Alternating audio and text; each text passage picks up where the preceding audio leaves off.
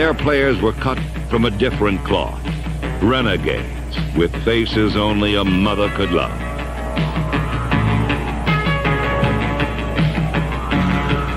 The Raiders cultivated, then reveled in their ominous image.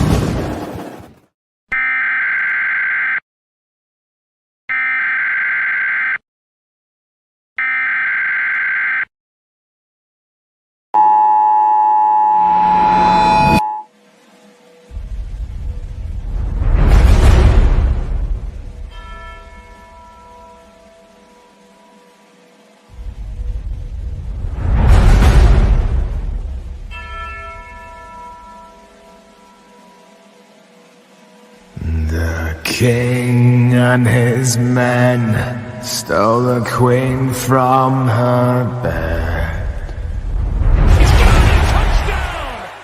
bound her in her bones. The seas be ours, and by the power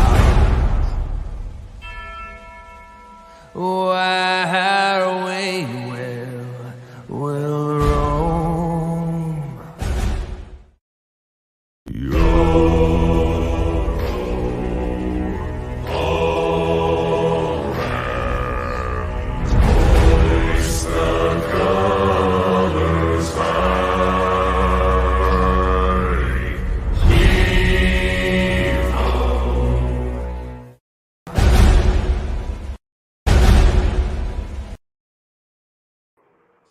Salute Raider Nation. Appreciate you all showing up today. Salute to the chat. Salute to the mods. Salute to everybody on the panel.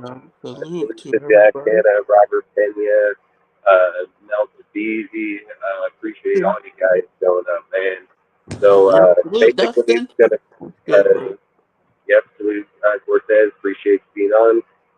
Like I always say, man, got a lot to talk about. Probably be live for the next few hours, just talking football and our team.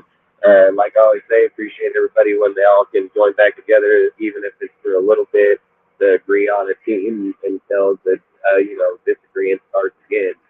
Outside of that, today should be a pretty good day, man. I mean, we gotta sit here, get to see. We get to see how Antonio Pierce is gonna. Antonio Pierce, bro. Yep, he's gonna get And to see see how how he's the gonna run offense this goes. team. And I want to see how the offense goes with Bo Hardgraves. Yeah, I mean that's gonna be probably the tougher part of this whole day because of the fact that we're asking a guy that's never done it yet to do it. He's only called plays one time before in the preseason. Outside of that, he hasn't really done it yet. So, I mean, I get it. We'll probably take some strides here and there. And, I mean, we're playing the Giants, so we should be able to, be able to have a few bad reps and then get it together and things like that. So, like I said, it's the perfect game for him to be able to try to learn the offense and play calling with Aiden and so on. I'm kind of more excited to see, like I say, how the offense because they up work with together Aiden being there. All the time. Them two work together, and Aiden's the first in and the last one to leave. Yep, and like I say, I think today will be a good game. I mean, we have Waller, you have a few people on their side out. We have a few people on our side out. So it's not like we're going to get to play with all of our superstars and things like that. So, I have a quick question. Who would you use as fullback? It's probably going to be fucking Mayer. I mean, I'd imagine they'll probably throw Mayer in there because Mayer would be the best blocking, like actual receiver back or somebody of that factor. So I mean, if I'm just trying to clear Mayer, I'm probably going to go Hopper or Austin Hooper as the tight end.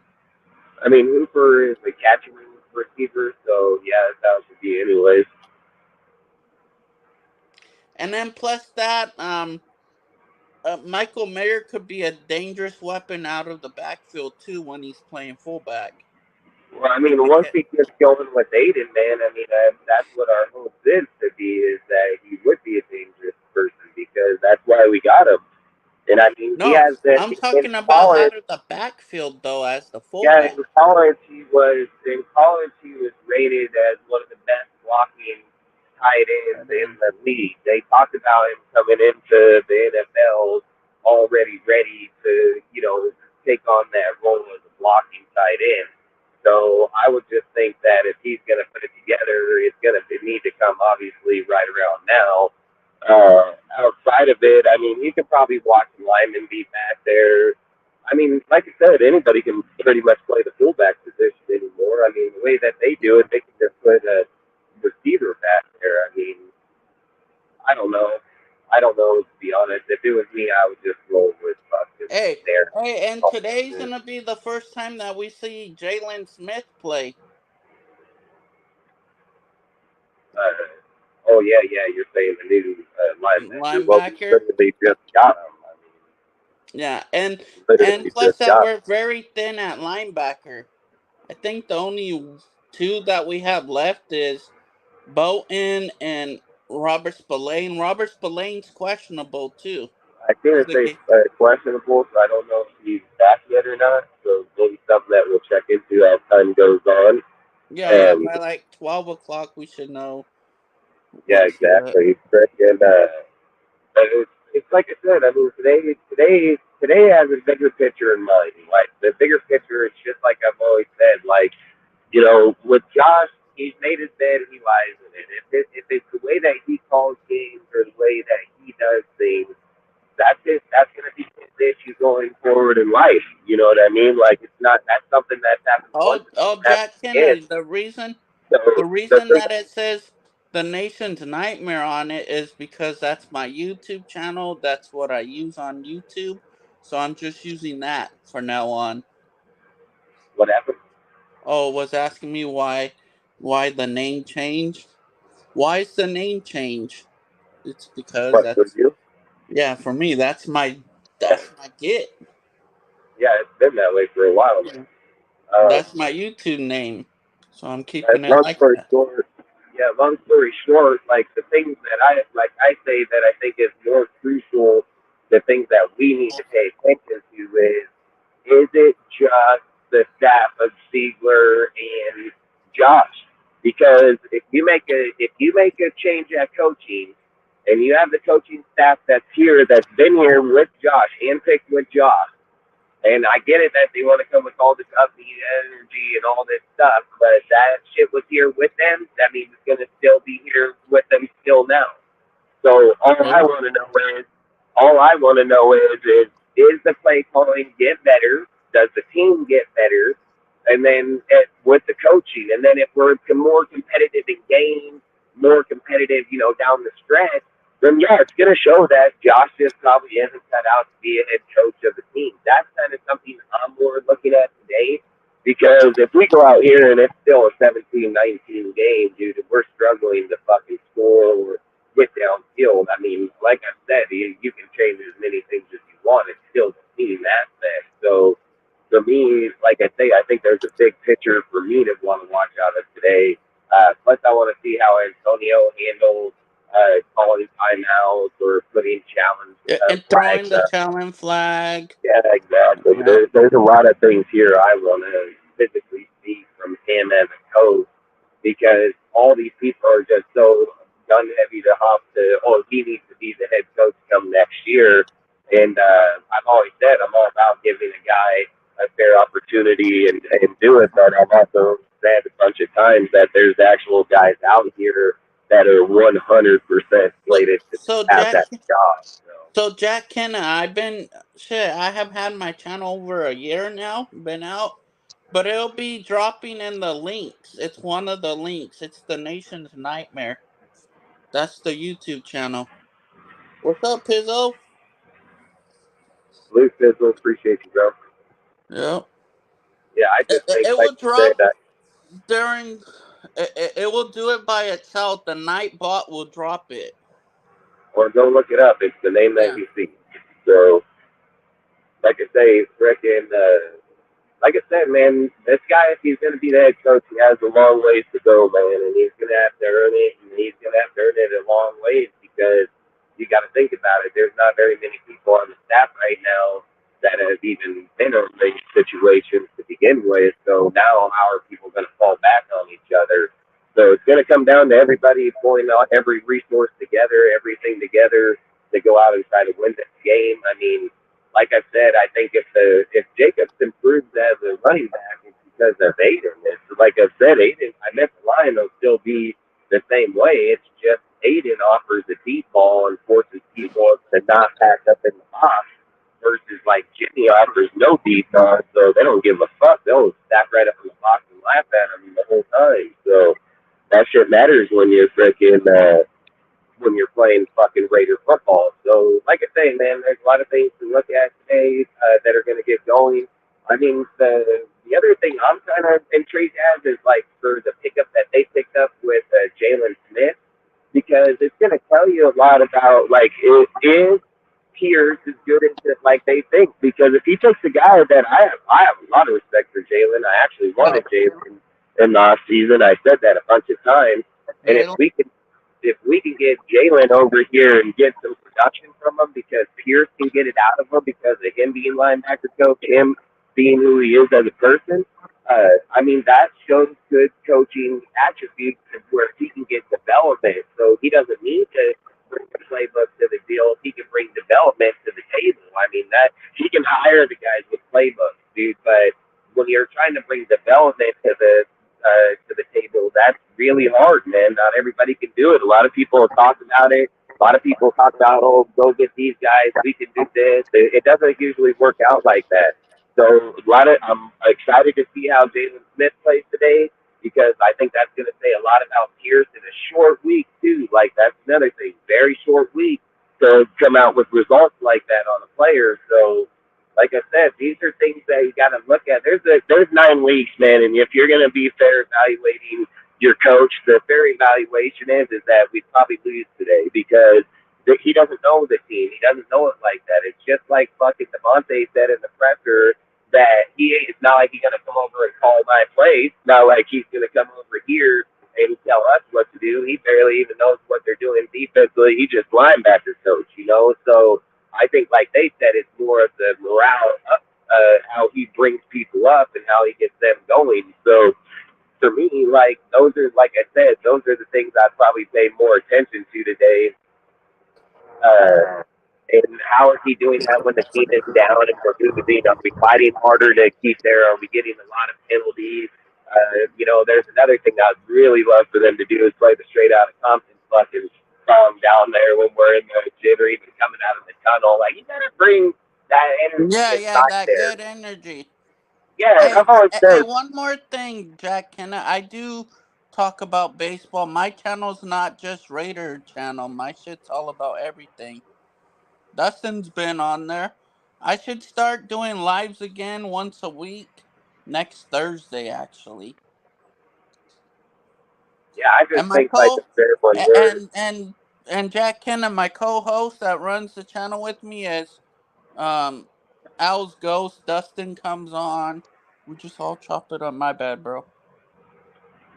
Nope, but just like I say, I mean, like I said, they got a lot to pay attention to if we were going to want him to be the actual head coach of the team. And like I said, it's only fair that we evaluate him fair and not just say, like, hey, because of where he's from or because he's from here, he should have that. I don't think anybody should ever do that to anybody. And if he gets the energy and he brings that with the team, then he should earn it. Like I've said, every guy should earn it. But I've said this: if you're looking at the end of the year and the players that or coaches we could have, or staff, or defensive and offensive, like, it could be pretty massive. And I'm willing to go with this guy as long as he can bring that energy to the games, and that's what I'm looking at today. I want to see how Jacob starts running. How does the offensive line? Are they getting penalties? I hate the fact that Aluminum is still fucking here, but I get it because Munford's fucking hurt. But I hope the minute that Mumford's not hurt, they shit can that motherfucker. But outside of it, man, like I said, I just want to see a bunch. I want to see fucking Aiden open up the field with Tucker, dude. I want to see a lot more people get acclimated inside of the system instead of just Jimmy fucking Jacoby shit, you know. So I don't know. Like, what do you think? Do you think the defense is going to be any better? Do you think the offense is going to be better? Like, what do you think? I believe the offense is going to be better without. Man, I don't know if it's the hindering of Josh was holding the quarterbacks from doing anything. Let's see what Hargraves could do on the offense. And the defense, I think, is going to be the same. Yeah, I mean, I think the defense, was only playing that they was playing to begin with. I just think I strongly believe that, in my opinion, I don't think it's just going to be this lights out fucking team. I think where the issue was the whole time was the offense really poised with the players that they had. So I think, like I say here, is like if Hargrave's going to call plays, that open it up, and then the real key is that, like I know, is Aiden going to see the field differently than doing checkdowns every single time. Like Aiden is responsible for the play calls just as much as the coach. I said this in Yep. football. The coach calls the plays and the player executes it. And if the player can't execute the plays to the coach's standard, the player is the one that ends up out of here, So I keep saying it's not going to matter when who you bring or what people you're bringing if the players can't execute the plays. Hey, one more thing that I just want to throw out there real quick. This is college. I still would take Penix.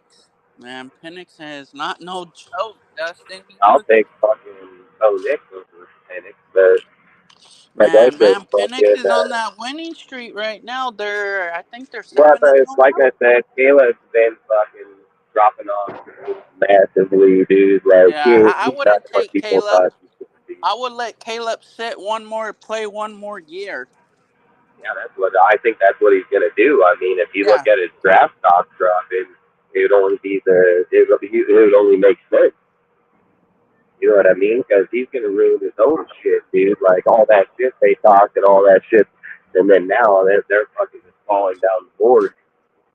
Like I said, Bo Nix has been in big game moment after big game moment after big game moment, dude. Like I like Bo Nix a lot, man. So. Does she let you? No, she doesn't let me carry one, but she lets me move one.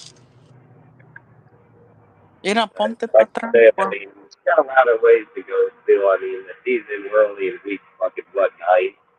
So, I mean, we got fucking 18 total weeks, 17 weeks playing. So, I mean, we still got a lot of football left. So, like I said, I mean, I just want to see how the receivers are going to end up playing out. I just want to see how the team plays as a unit, to be honest. And it's just like I say, does Max Crosby bring that energy? Do all these guys bring that energy? I mean, Max has been bringing it from day fucking one, so it's not like anybody can reply Max ain't fucking doing his job. I don't know, like I say, fucking, we'll figure it out. This Giants team, man, I mean, it's not as good as it's made out to be. I mean, they gave Josh all kind of shit, Josh McDaniels. I mean, this fucking Dabo comes from the same goddamn fucking team, dude. Same everything. And this guy's garbage as fuck too. So it's like fucking now, hopefully Pierce, man, got rid of fucking Josh. Now hopefully we can go out there and beat this motherfucker, apparently, So either way, I mean, fucking Saquon, I think Saquon's really done. They just got rid of Leonard Williams, gave him up to the fucking Seattle. So, Josh should be able to run up that gut, but they still have that other guy that's there, and that other guy's pretty good running. Dexter Lawrence, I think, is his name. The other yeah, they have the other kid. They have another kid there too. Fucking,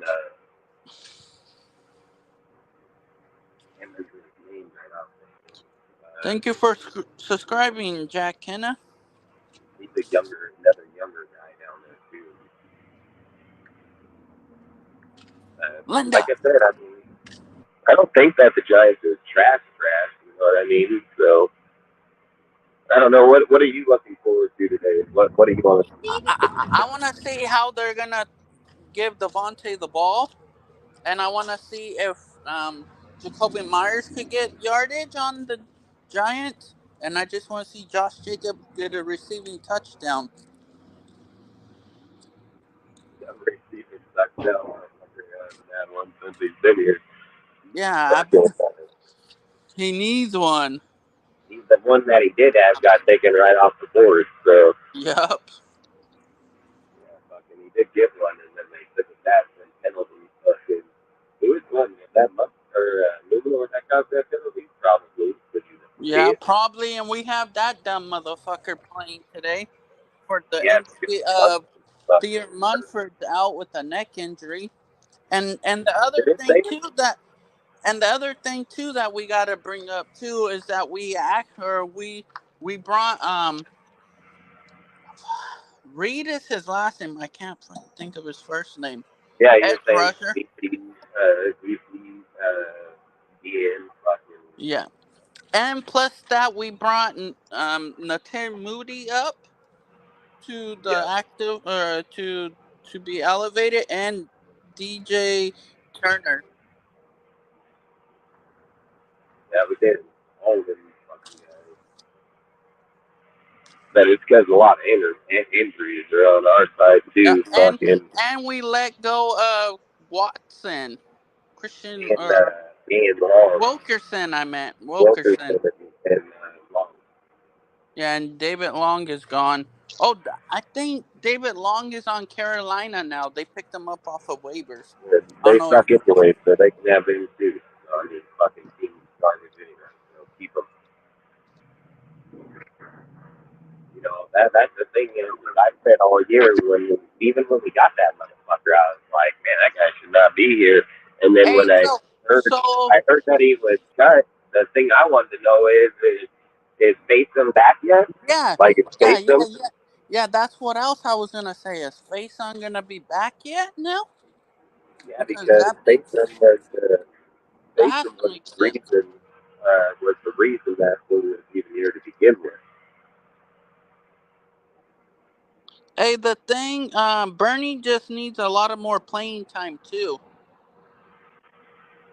Bernie is gonna be good. He's fast as fuck. That guy comes quick as shit, man. Like I'm not gonna lie, he's not. He ain't no different than fucking Masterson. Wilson.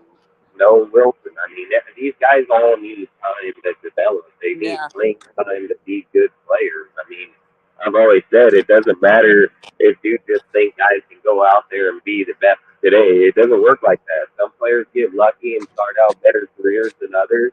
But the majority of people that come out of the draft or the NFL to the NFL, they're not. It's not like that. It doesn't work like that. It takes time, man. So, and just like I said with Wilson, I've said the whole time I ain't getting on the bandwagon of that guy because he's a good fucking player. He's a good player, dude. And as time goes on, it'll show up, dude. But I said that guy had one of the worst injuries out there, dude. Like he had a really really bad injury with his foot, and then to act like that shit doesn't exist and that he can just come back like nothing, dude. Like that's the thing that I hate about when people talk on sports is like they act like it's Madden, a video game where you take away all real elements from everything, and it doesn't work like that. Like the real elements are all still there. So when you're looking at a dude like Bernie or Tucker or any of these dudes, Bennett just came from college, so no matter how good he thinks, like he still has to go through learning curves of hey, this is the NFL, motherfucker. Like this ain't college no more. So there's all these guys got to do it, and it's just like I said. Some people can do it quicker than others, and others, it's the majority. It takes longer. Is all I'm saying. So I just said like I like some of the pieces that Ziegler and them got that are leaving here because if Pierce is as good as people think he is or think he's gonna be, he should have no problem getting a guy like Kyrie and then going. So I'd be all for it, man. All for it. And even like I said, even if fucking Harbaugh ends up coming in next year, he'll most definitely get a guy like him going. So I'm not even tripping at all. But like I said, we'll just have to wait it out and see today and see how well that. I mean, isn't it Daniel Jones's first game back today too? I think today's his first game back. So is he back or no? Cortez, quit licking the penis. think he is back. I think it's his first game back today is Daniel Jones to begin with. So, like I said, I mean, like I say, there's all kinds of things that are going to go off in this game, man. Freaking. The good thing is that the Raiders fucking cheapened up tickets, so I kind of want to see how many people show up there today. Being in the stadium, especially like after all, people not showing up. I wonder if it was a McDaniel's thing or if it was fucking like literally like people are gonna show up because ticket prices are fucking cut in half, shit like that. So I mean, hell, they had front row tickets up there and shit going for $200, so they were going for pretty damn cheap up there. So And the end zone too. That's the end zone yeah, ticket. that's what I'm saying. $200. Nosebleed for 150. Yeah, can't beat that. So I think, like I said, maybe they get that hype and that energy coming through for them. So it's like I've always said, man. Like I love the Raiders with everything, and when I seen Pierce there, dude, with the energy he brings and talks, dude, I was like, yeah, hey, he most definitely brings that attitude that the nation's been missing for quite a while, and that's something that I felt like Josh was never going to do. I just felt Josh's play calling, if he had the right players there, would oversee that type of deal. Which, like I've always said, that people don't like change. Sometimes change has to happen in order to fucking succeed. And I've even said, like, this is going to be one of the biggest examples that you're going to get free data for because you're going to get Hey, to one see thing how that I Josh want to ran say with the real team, quick, Dustin. this year, and then how Pierce is going to run with the Hey, team this hey, year. Justin. And if One thing I Pierce want brings to more clarify players real back, quick in the chat. In the chat, don't right? ever call McDaniel's not his real name. That goes for for Dustin's channel, my channel. You don't disrespect the dude. We Yeah, I know don't that you really don't like care. him. You're free to call whatever you want. Just don't talk shit about people's families or fucking kids. I mean, I'm not here to dictate. I've always said I'm gonna stand by my players the way I stand. I don't think Joshua's the issue. I think the issue has been here for 20 plus fucking years. I think that John Gruden It's has been still the gonna be here. only one that's had the success, no matter how anybody wants to look at it. And outside of that, I've always said I'm not. Look, I'm not counterfeit, man. I'm not bipolar. I don't think what I talk about. If I say something about an individual person, I'm gonna stand by that person. And if he's not here as a Raider no more, he's not here as a Raider. I don't plan on talking about him. I don't plan on bringing him up. I've said I'm gonna support Antonio. He's the next guy up, and Yep. that's the way it's rolling. Because that's the way I've rolled my whole fucking life. So I've always said I don't shit on people, but I'm not counterfeit either. I don't just change back and be like, oh yeah, because he's not here. No, I'll stand by the motherfucker tells the whole time because that's who I am as a person. Ray would And not. outside of that, I've always said wish him the best, dude, and wish him the best, and we'll see where it ends up from here out. Because, The like reason I said, Pierce has never even coached a fucking game in his fucking life. So I Raiders people need. can be biased to how they want to be Nah. an I wouldn't individual want or Rich not. It don't matter. Bisaccia back either. You know the reason that with Henry Ruggs, that's one problem right there. Rich Bisaccia fucked up. He let the players just override him and do what the fuck they want. So I Rich don't want Versace, that. a guy can like a guy all you want and say he's a player coach, dude, but he's not respected like John Gruden and shit. And he brings vulnerability to the team because I've said it. The things like Arnett and the things about Rudd and all that didn't happen under John Gruden's watch. It No, it happened under happened Rich under him as Versace's head watch. coach. So Gruden had those guys on the team for multiple years. They've never had that type of chaos because at the end of the day, when you're not supposed to be loved all by your coach. I've said this 100 times. Like if you're going there to get loved by your coach, you must have mom and daddy issues, man. But outside of that, the coach is there to be your friend and teach you the game the best he is. But he's also supposed to be the hardest motherfucker on you when you're failing because he's the one that drives you to be a better person. So to It sit wasn't here and just say, Jack Kenna. It was not just him that fucking. It was players that got the team to the playoffs. who? Rich For Bisaccia. one, Carr was probably the one Yep. that people can lean on the most because Carr knew that offense better than any fucking guy there. So it doesn't matter how people want to look at it. The fact are, at that time was is that Rich Bisaccia or fucking Greg Olson got a job as an offensive coordinator or head coach. Because when they watched John Gruden do this shit in the early 2000s with Bill Callahan, they No, already watched how this Anna, shit went on. he So he was people aren't gonna sit here and go through about people how they look at an individual. Rich Bisaccia so has had a head coaching job at offer and he hasn't yet to be hired yet. And Greg yeah, Olson's the QB coach for the fucking Seattle Seahawks. So you people can look and and see the other however they crazy want. thing, the other and when the shit happened with Ruggs was way after when Rich became our intern head coach. It wasn't before. That what? He's saying Rich took o- took over after the Henry Ruggs lifelong No, he didn't. No, he didn't. lifelong That life shit was happened. no. That That shit, Rich happened on Versace Rich was coach. Bisaccia's time. They were on the bye week when it fucking Yep. happened. I don't know where the hell that come from. I don't know where that either came. That shit happened on Rich Bisaccia's fucking flop, not fucking John Gruden. I mean, that's my whole point, dude. Like, people can get a opinion in their guilt about an individual person. There's reasons that those individual people don't have head coaching jobs in the NFL, and they've been here for 30 years. The Raider fans are the only ones that are like, hey, give him one, but the guy hasn't had one in his whole fucking life of being in the NFL, period.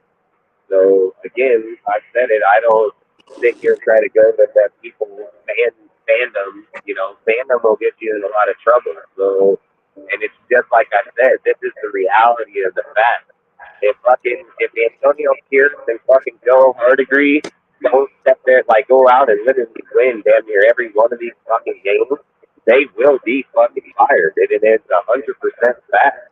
And it's gonna be fucking Harbaugh that's gonna probably take this fucking job. There's no doubt about it because at the end of the day, he did not. Mark Davis did not eat $95 million to put Antonio Pierce, Patrick Graham, and Joe Hardigree at the fucking positions when he can most definitely go out and get Jim Harbaugh, then have a guy like Vic fucking Fangio, Dobbs, and fucking all these other guys in here. So there's no way in hell that they're gonna sit here and even imply that his intention was to put fucking uh, Pierce here to begin with. Like I said, if Pierce comes out, gets the magic run, gets to the playoff, maybe goes and wins the playoff game, maybe his name will be hardcore looked at.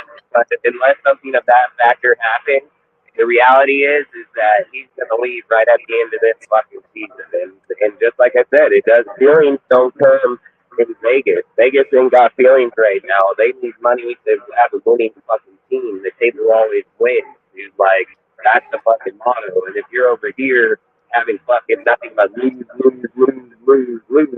everywhere you go, like they're not going to do that. And I've said this with Rich Bisaccia. If people were paying attention, this shit's been done just once before, not even a few years ago under fucking John Gruden. There was a guy on the team that was 100% a head coach candidate, which was fucking Gus Bradley. Gus Gus Bradley, Bradley. and they surpassed him and went straight to fucking Rich Bisaccia. And he didn't have a playbook, he didn't have shit. He never even got the fucking job. He got interviewed and got passed away because they were looking at Harbaugh and then obviously fucking Josh McDaniels. So anytime a real coach comes into the real coach that has real coaching experience comes in, guess what? They get fucking looked right out to the outside instantly. So it tells you that they're only doing it just to be, like, hey, we're being nice to give you the interview. Outside of that, it ain't nothing else outside of that. So all I would say is like, wish these guys the best, man, and hope that they do bring this crazy ass fucking mentality that's going to change things for the back. And if he gets the job, I'm all for it. I'm not against this guy having the job. I'm just saying the bigger picture is Harbaugh probably going to be the coach. I get it. Mark fucked up once. I don't see him doing that again. So he's not going to pass on him again if he has an option to get him. And like I said, the way that this team's been in shambles, it's going to take a guy like him that's going to literally take to rebuild your whole fucking team. So it's not just going to be, oh, go over there and go get fucking dude from the fucking or from the Redskins. That guy, I think you guys look at it all wrong. No, I don't want the enemy as head coach. Man, we've had some of the best offensive play callers on this fucking coaching staff like a motherfucker, and we ain't done shit. So offensive play callers isn't what we're lacking. That's fact. Like, we're lacking a fucking actual fucking consistency of a real fucking franchise and team. So when you're looking at Eric the enemy, or you're looking at Johnson or them, they have no experience of ever even being a coach on the team, let alone or head coach on the team, let alone rebuilding a whole entire organization. If you're sitting here looking at guys that are up on the coaching block that could have that success, one, regardless how people look at John Gruden, he's already done it twice in the Raiders. And the other guy that's cut out to do the job is Harbaugh, and there ain't nobody else. So I said it. I don't care how people and their feelings about, these guys. I don't give a fuck. They're the only ones qualified for the position. So, yeah, that's how it works, dude. It doesn't, just because a vacancy comes available doesn't mean every person's cut out to be in that vacancy. Sometimes there's only certain people cut out for it because, really, there's only certain people that's done it so far. So to sit here and say, like, our team doesn't need to be broke down and read bullshit, man. We are so far confused, it's not even funny. Our own fan base don't even know. It's like this. Look, and I'll prove it. Look at all the shit that people are talking on Antonio Pierce, how much a Raider he is, how much he is. Oh, this guy is so fucking great, blah, blah, blah, blah. Watch when he gets his first ass beaten. Watch how all you motherfuckers switch up on that motherfucker in a heartbeat. Oh, he's trash. He shouldn't be the head coach. But that's how Raider fucking fans are. They're not loyal to shit. They're only as loyal to as long as the dream's alive, dude. And if the dream ain't alive, they're going to bash that motherfucker in the second that he takes an L. Then they're going to tell him that he should be able to coach that team better. He should then this, that. And then they're going to take everything that Josh had, and now it's going to become his problem when it wasn't even his fucking problem. And that's how Raider fans are. They've been doing this for years. They're going to keep on fucking doing it because they think it's a coach, and it's the coach that does. No, it's not. It's not the coach, man. I've said it. We've had 12 coaches. We've had some of the best, some of the worst, and nothing's been changed yet. Nothing. And even as much as people want to sit here and say, like, oh, look at Del Rio. Look, Del Rio, it was more McKenzie than Del Rio to begin with. That was McKenzie's draft, not Del Rio's draft. And then again, Del Rio was the one that chose to put Todd Downey over Musgrave. I mean, that's got to be the biggest knock in our history in the outside of Josh, easily. So there's no way that he justified that motherfucking dipshit. He's the goddamn coach. He's the one that chose that. So, like I said, it's not a coaching deal. It's an organizational deal, and that's why I feel, and I said it, dude, and I keep saying it on our channel. You need to just take the fucking Band-Aid off, dude, once and for all. Rip this bitch down to the fucking stitches, open the stitches, fucking clean that motherfucker out, get that gangrene the fuck up out of this bitch, and fucking rebuild this fucking team. Because that's what it's gonna fucking take. And Harbaugh can do it. He's done it already. So Harbaugh comes in, he'll break this bitch down to the core, dude, and he don't give a fuck. And I've said it, that's what you need to do. Like, if I own the team, I'd be seeing like where Aiden's progression is going out the rest of the year. So that's something you can lean on going into next year. Where if a guy like Harbaugh did get here, you can be like, hey, here's the tape on this guy. That's how he played, fucking. And then it's gonna be his choice how he wants to spend that draft pick or not, quarterback or fucking or defense, however. But my point is somebody's got to break this fucking team down at some point. At some point, the team has to be broke down and restructured for a fundamental foundation for the future. You can't just go out here and act like, oh, as long as I win today, we're okay. Okay, what happens when you lose tomorrow and then you don't have shit again? All right, back where you're at again.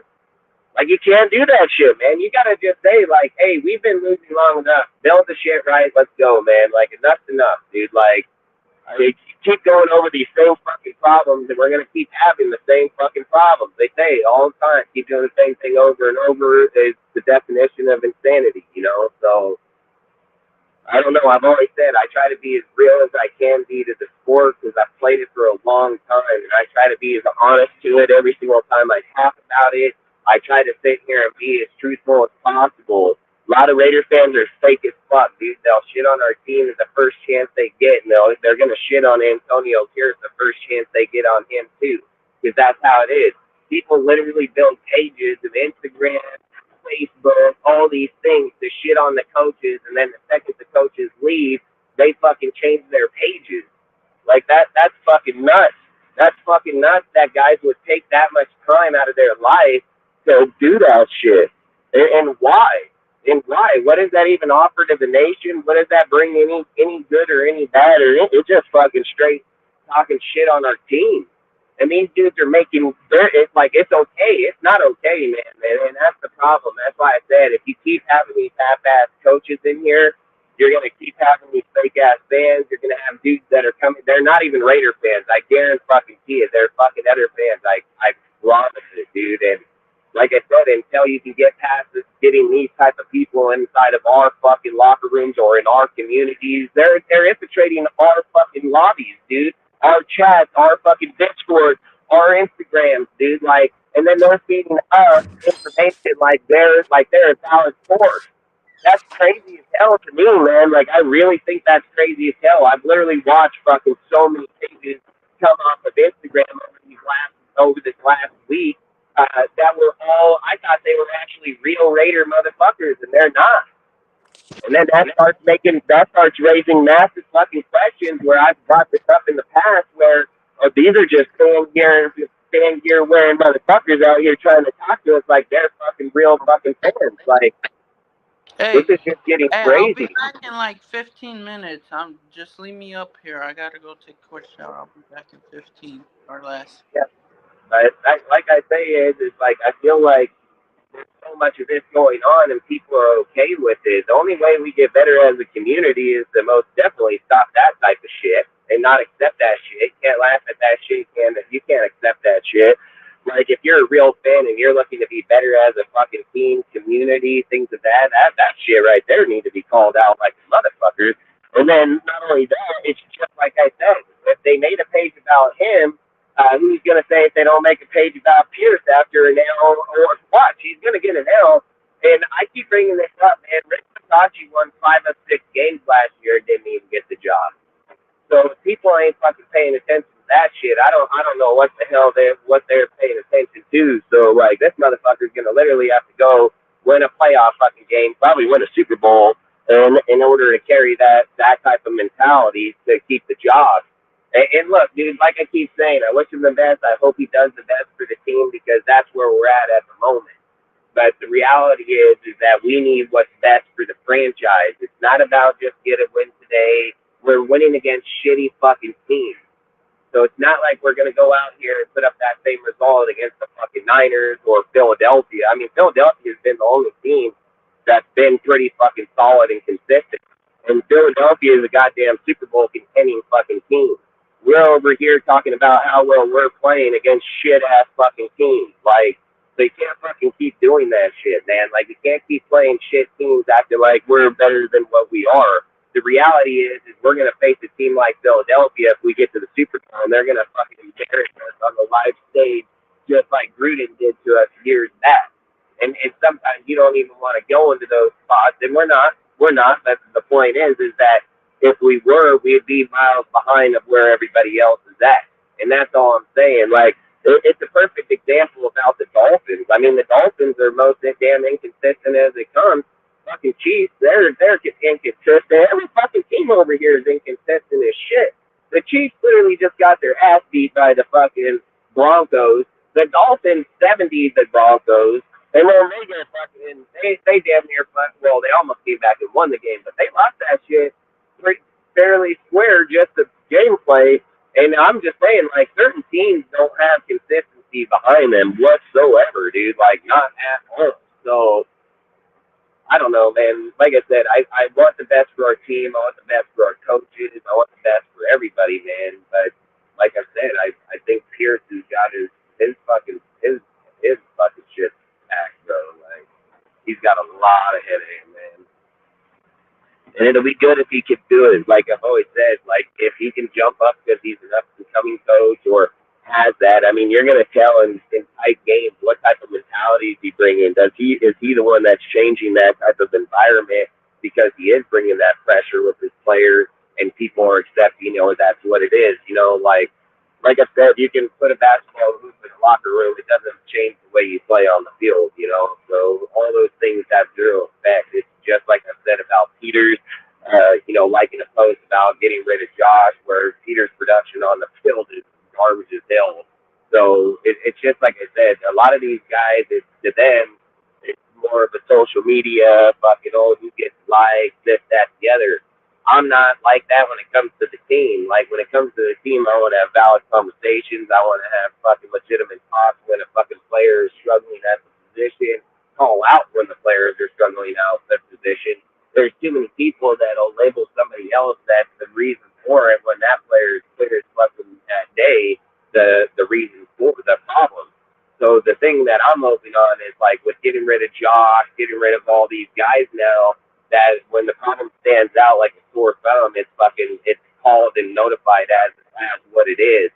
But again, I've said it, you'll hear why it is, because people are gonna bash on fucking Antonio Pierce, and that's the kind of shit I don't like. That's the kind of shit I do not want in the nation.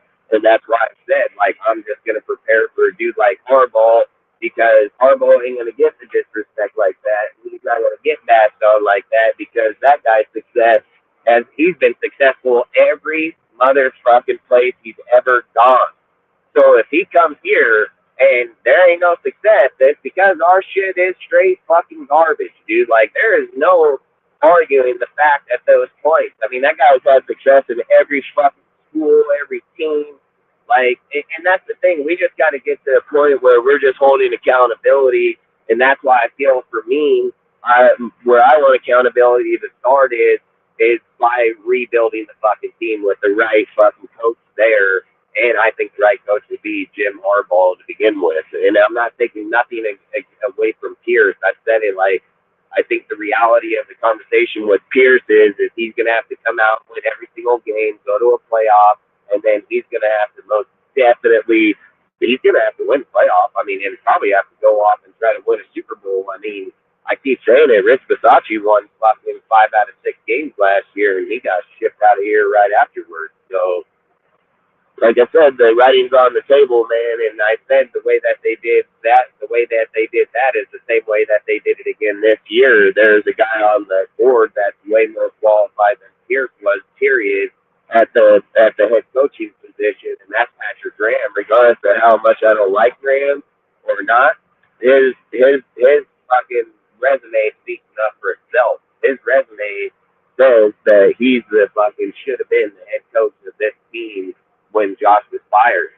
And when you surpass people like Gus Bradley and fucking Patrick Graham in there, it just tells me that they don't want one of these guys on the set, like, as the head coach. I mean, more times than not, it's going to be like a head coach interview, like for another fucking team, because that's what it really indicates. Because like I said, I didn't want him to be I didn't even want him to be the head coach, because I thought if he was the head coach, we would lose him at the end of the year if another coach came in. But the reality is that if Harbaugh does come in, and odds are it's going to be somebody of that caliber, the reality is that he's going to be gone anyway. So it's not going to matter. He'll be gone. He's going to be gone no matter if the next coach comes and if they don't want him there, and again, he's not going to revert, because the thing when you look at Edgar Bennett's the receiving coach, wide receiver coach, so he had no problem to revert where he was originally out on a different team. The problem is like, if you asking him to go from head coach back to linebacker or defense, it's not going to happen. It won't happen. Goal, Harbaugh, he's done shit. Yeah, that's facts. I I mean, Harbaugh has been there. Harbaugh has been way more successful than Pierce has ever thought about in his life, and that's straight fact.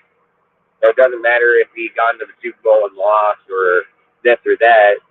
Harbaugh has done miles over fucking Antonio Pierce. So, I mean, there's no denying it. So it doesn't matter if people want to hold a guy's name in their mouth because they like who he is or where he comes from. The facts are, when you put him down on paper and put him on the table, Antonio fucking Pierce don't even come fucking close to Jim Harbaugh's fucking football resume or career. So, I mean, just because fucking Pierce played on a Super Bowl winning team doesn't mean he was the one that won him that fucking game, right? Again, like I said, people can feel however they want.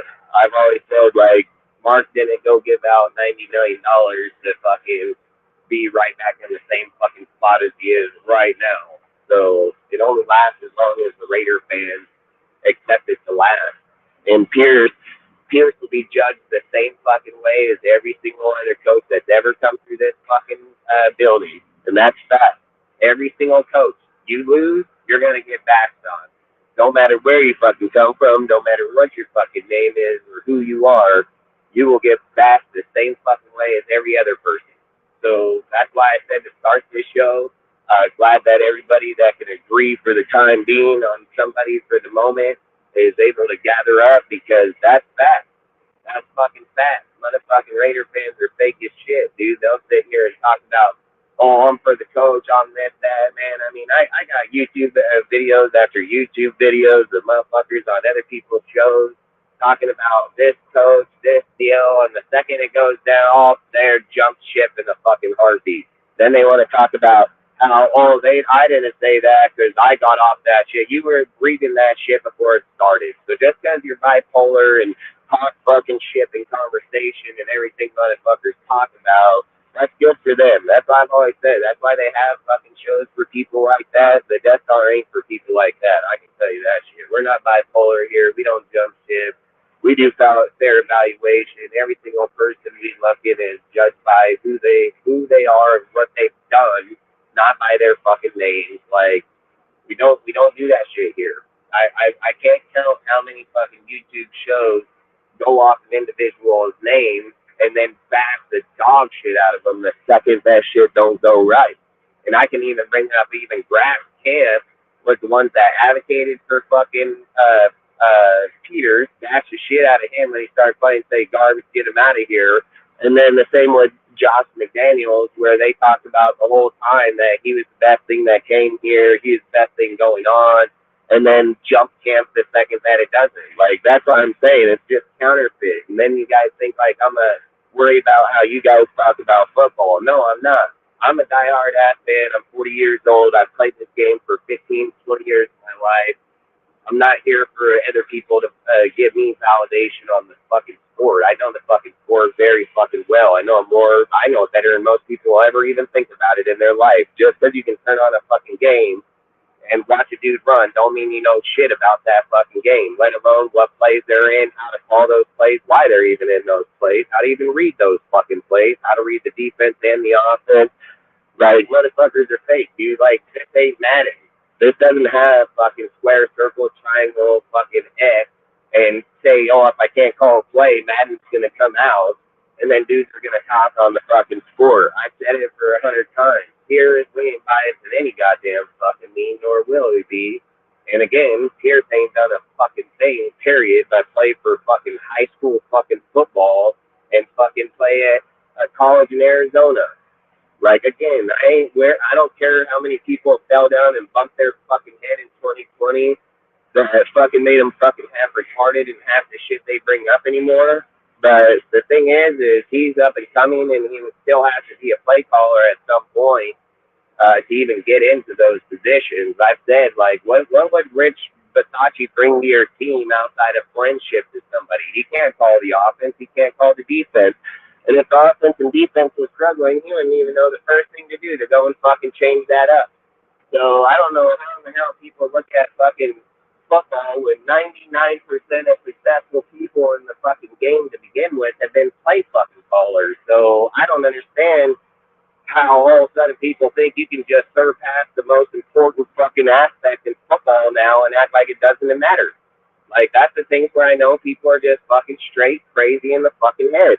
Again, Bo Hardigree is taking over Josh McDaniels' plays. He's not putting in new plays. He said it in the presser just out of his own mouth that we're too far in the season to fucking do that shit, and he can't change up things like that because it's too many rolling fucking things to do stuff like that. So for people that indicate, oh, you can do those things, no, you fucking can't. Those are people that don't play the game, don't play the fucking sport, don't know shit about the fucking game. And just like I said, it's no different than when Rich Bisacci took over the fucking team. It wasn't fucking Rich. It was that Derek Carr knew the offense probably better than any motherfucker on there, just as well as Gruden. He literally lived right next door to his house, literally spent every waking moment with the motherfuckers on the fucking deal. So to imply like Rich was the one that brought anything to the team play calling wise or anything is crazy as fuck. And then even Olsen didn't bring shit. Olsen's garbage as fuck, dude. He's worse than fucking well, he's probably just as bad as fucking Nick Lombardi. I mean, these guys are bottom of the fucking barrel, and that's the reason why they run around behind people like Gruden and McVay, because they know they're not shit in the NFL. So, like I said, I don't fucking look at people because of how I look at it for what it is, because I hire motherfuckers for a living, and I do it by their degrees and their fucking accomplishments, not by, oh, this guy said that guy is good. Unless I watch him, and he comes from my own fucking town, and I can see the way he does shit, you're never going to do shit like that. So, and just like I've said, every person that's been on this fucking team over 20 fucking years, no matter who their name was, no matter where they came from, no matter what they've done, no matter if they were from LA, if they weren't, they've all fucking sucked. So, odds are, probably got stuck here. And the thing I hate the most is people giving people credit in a position that if the players were already here for fucking 3 and 4 years, like they already knew how the team fucking ran, dude. Like, and again, and that's the thing where it makes me worry about where people talk about their Raider fucking fans. And look, it doesn't even go to Raider fans anymore. Like, I think you got to take it a step farther, because it's not about if you're a Raider fan. It's the fact that so many guys claim to be Raider fans but don't know jack shit about football. Like, you got to know football before you can be the fucking fan of the goddamn fucking sport and talk about it. And then dudes will be talking about our fucking team and are like the most clueless motherfuckers to begin with. Then I'm sitting here thinking like, okay, man, that's why I say you gotta take it from. That's why you gotta take it from fucking not just being a Raider fan. You gotta be an educated football fucking fan and know the goddamn sport to begin with, man. Like I said, too many people look at too many things because too many people start talking about it or hop on there. I'm going to look at it like any normal motherfucker that has billions of dollars or any type of money invested into it. All these guys here were already on the fucking team to begin with. So it wasn't like they just fucking popped up out of airplanes overnight and came in. Like, these bitches were all on the same squad, same team. They were all handpicked from the same fucking guy. They've all been together for 2 fucking years. If there's a problem in that aspect, they should have fucking brought that shit attention, because they're responsible for that shit too. Now, again, if it's a Josh McDaniels personal deal, whatever, I hate that shit. That's why I always said that it's just counterfeit as fuck. You can't be fair on shit when you're just being fucking biased, motherfuckers. So if that's the case, then kudos to all these guys. Like, you waste Josh's career fucking up this year because guy can't come out and receive like he should have, because that's what he should have did, was be like he was last year. So, like I said, when you start putting vendetta-type shit behind what the initial goal of playing football is, you just start ruining the whole game of the whole reason why people play the game. So, long story short, for me, I've said it. I'm not discrediting the guy. Everybody's got to start somewhere. Everybody's got to get their goal. The thing for me is that I'm not going to look at it blindly like he just deserves to be there. I'm going to say, no, where he's come from, what he's done has not put him in any entitlement to that fucking spot.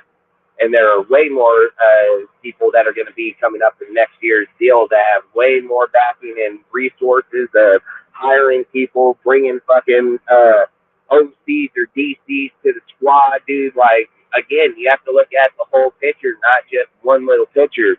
And again, we're talking about 9 games later. It's not. We're not even at that point yet, dude. Like we've got to go out and win today against the fucking Giants. Like that's the point we're at today.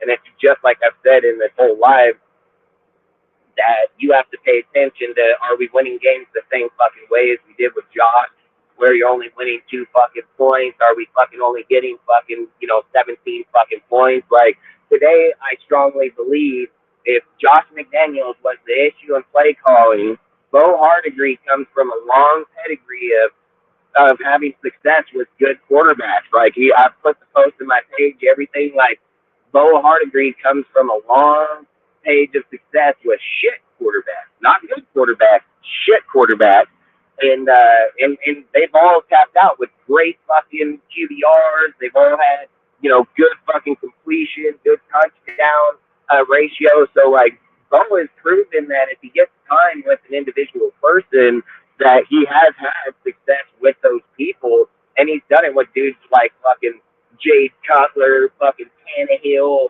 fuck all these guys. He did it with these guys that produced their best year in football too. So that's something you most definitely got to pay attention to. So like when you look at those type of stats or those deals, like you're gonna sit here and say like, hopefully when he comes out today with Aiden, you just expect like it's going to be his first time, dude, outside of calling plays one time in preseason. So it's going to take some time. So the reality is like he probably won't even get going until in the second half, because he's going to probably go through, fumbling little things here and there, dude, just trying to get, player act, like people going, things like that. So I'm not expecting him just to come out and fall out the second he gets there.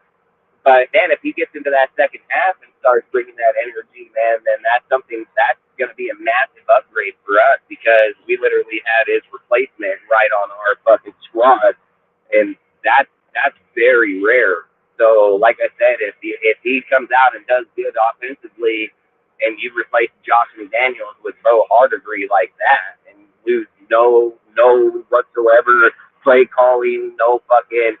Because, like I said, Devontae's had big game moments, dude. Like, Devontae's had fucking 150, 200-yard games. Same with Jacobs, and that's because Josh is calling those plays. So, like I said, if you've got to still have that same type of energy in the play calling when it comes to those dudes, and then not only that, it doesn't matter if you play scheme like Devontae. If he's not open, then that play don't mean shit anyway. So it doesn't really matter if he called his number or not. He wasn't open for that play to begin with. So, like I said, it just doesn't matter how good he can understand the offense. And I have hope for the guy. I mean, like I said, I've made posts on him. I've made it on my Instagram. Like, I think him and Aiden can most definitely go out there and kill it today. And I think that they can most definitely. This is a game that you can have the time to. This is a game that you have time that you don't have to just come out and be perfect from the start. This is a game that you can come out and actually struggle to go on and win, because I feel like the way that the Giants are, dude, they're depleted in player. They just got their quarterback back. They've been having issues too, so it's not like, oh man, they're just perfect over there. Literally gave up Leonard Williams, dude. I mean, you've done a lot over there too. So for me, like I said, I think it's going to be both everybody just getting back. Like I've said, the most for me is more about Aiden. Like I want to see where Aiden's at as the quarterback for his second actual start, and people were claiming that he didn't, he wasn't getting the start that he should have with, that week when he played the Chargers. So I kind of want to see if that's something that is, if that is true, if that was like, okay, he didn't get that, like the progression to have the time to practice with them. And if that is the case, then I mean, I really don't know what Josh was thinking, because you have to think about it. I mean, Josh already had this one time as a coach coming in from Denver. So you would think, like most people, when they're getting a head coaching job again, that you learn from your mistakes. And that would just kind of scare me for Josh, because I've always said, like, I don't want to wish anybody, bad in their career. I always want to fair evaluate people. But fuck, man, I mean, how can you be on a squad like that with the Patriots your whole life and have nothing to show for it when you leave there? Like, that is crazy as fuck, dude. Most coaches in the NFL. I mean, that's how they all got started. I mean, that's exactly how all of them got started with Gruden, Andy Reid, Holmgren, all these dudes from the Walsh, everything deal. Like, that a lot of these guys came from those trees, dude. And then now you're saying, like, those trees don't even matter anymore. That's crazy as hell. And really, the only one that seems to be mattering that still is relevant is the John Gruden one, because it's Andy Reid, Sean McVay,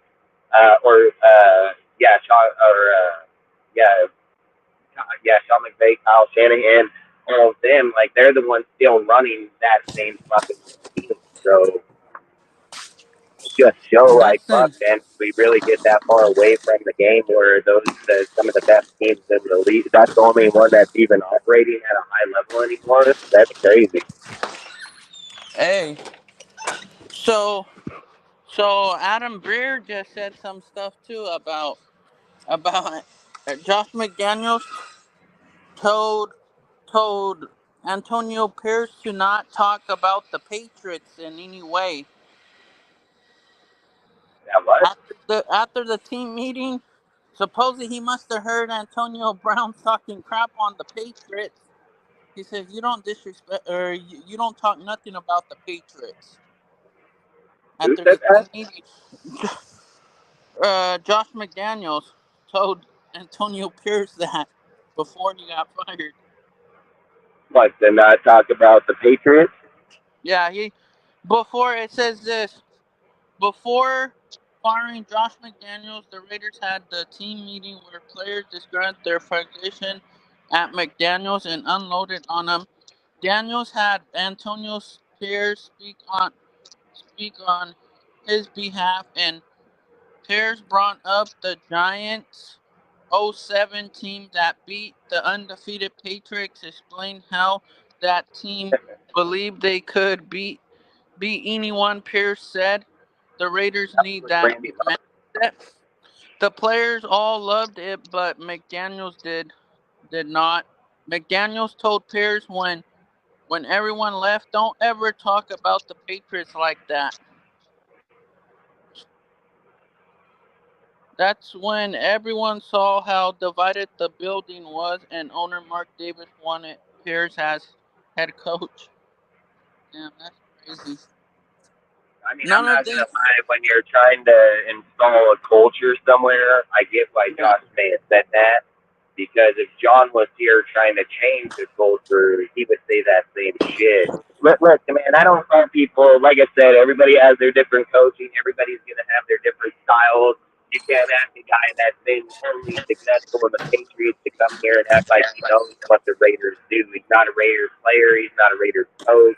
He doesn't even know really the fucking history of our team to even begin with. So, like I said, like I don't like doing that type of thing. Like, I get why he probably told Pierce don't do that, and I understand that. When you're trying to build a culture, you're trying not to put down the culture you're creating. And again, the Raiders culture for 20 straight years has been straight fucking losing. So again, like, at some point we need a change. And the only reason that the Raiders culture even became irrelevant, even as late, was because of John fucking Gruden, and that's fucking straight fact. So John Gruden is the one that brings that. John Gruden is the one that lives and breathes that Raider fucking mentality. He's the one that came back when it was dying and fucking re-energized it, even with them kicking him the fuck up out of this bitch. So, and just like I said, you can't just sit here and look past shit like that when it's only been one guy. It's literally been one guy over the last 20 fucking years that's not only done it once, he's done it twice. You know, like, those are the things that I look at. And I keep saying it. The reason why I feel he's always had success here is because he knows what it takes to win as a Raider, as a fucking Raider. He walked through the deal like out, like back in the old school fucking days. Like, that's how John is. So everywhere he walks, he's always reiterating, like, oh, when fucking when Tim Brown or fucking Woodson or fucking Brown, anybody, we can relate Raiders talk because he knows them all very, very well. But McDaniels can't do that. You'd have to go look up and be like, I don't know, I'd have to probably look and see. So that's why I keep saying only certain people I feel are going to have success with the Raiders to begin with, because we are not like every other team in the NFL. I've said it, like when you come out and see Hoyer in that game where he threw the ball deep right off the get-go, I said, like, hey, that's Raiders shit right there. That's exactly what Raiders would do. Like, if John Gruden was the coach, that's the play he would have called to start the game. Like, and he's done it. He's done that shit before. So that's all I'm trying to say. Like, our divisions are tough to begin with, dude. They're all high-powered fucking teams around. They all know what they're doing, and we're over here. Like I said, I just think, like I said, man, I wish him the best. I hope that people can get the change that's needed here. But I've always said I strongly believe it, and I'm always going to believe it, because I've been a fan for over 30 some odd years. I've watched this team be broke down and recreated numerous times. I've only seen one guy have the success every time. Most times he showed up here. And one more thing, Dustin. I want to show this off one more time. You guys know whose autograph that is? Dustin knows. That's Antonio Brown's, Dave Ziegler. I still represent that. You're right. You're right about that. And look, I'm not going to sit here and say, like, he had it. I think if I remember right, he was 8-8 in that year. And we still let him go. And the other thing that I always bring back up is like, for instance, Tom Cable. Tom Cable had the longest stint with us, and he would take over interim 8-8, and then got released. And I don't even know why that happened. Like, I don't know why we kept him as long. But I would have liked to have kept Hugh a little longer, because he did have success. And it's things like that that always made me question about getting better. Because I've said, like, hey, you had the chance and you fucking took that dude away.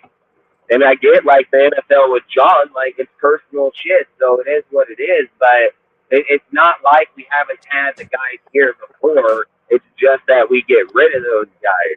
And I've said, like, Del Rio, if I was any fan, Del Rio would be the last guy I would look at, because you have to look at it like this.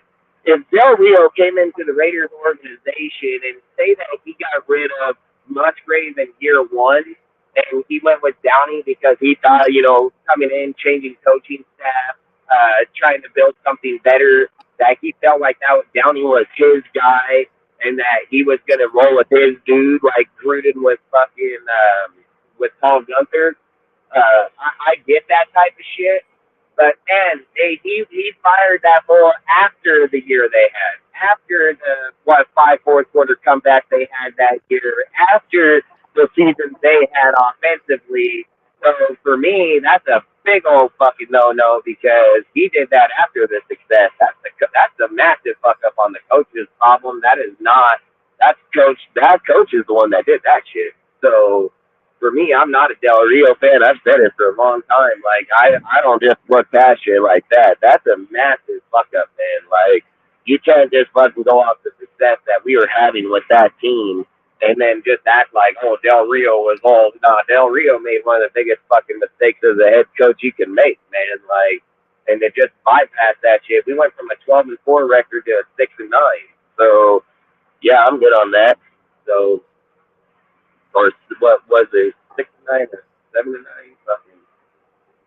But either way, fucking. That's all I'm saying is like, when I just want to get back to what it takes to win. I'm gonna keep saying it over and over, regardless of how any content creator, any person out there feels. I feel like the only way to get where we need to be is to bring in a coach that can break this bitch down all the way. And if it's Pierce, even if it's Pierce, like if Pierce can come in here and break this bitch down and bring in new staff in the off season, because that's another thing that scares the shit out of me. He doesn't even have any type of staff relations with anybody to even call him in the first place. You know what I mean? So those are things as a head coach you most definitely need to have as a staff resource. So like I said, I mean, if they can do it, I'm all for it. But I don't care if we even go out and win a few games. Everybody knows, man, this team is a long way from just being a fucking, Super Bowl contending team. We are nothing like Philadelphia. We're nothing like the Niners. We don't even have glimpses of those type of stability or even type of players. Hey, Hey, that's not even Antonio Brown autograph. I said last year. That's Antonio Pierce's Antonio autograph. Pierce. Yeah, it's Yeah, Antonio Pierce. not no Antonio Brown. I got a shirt that says "fuck Antonio Brown" on it.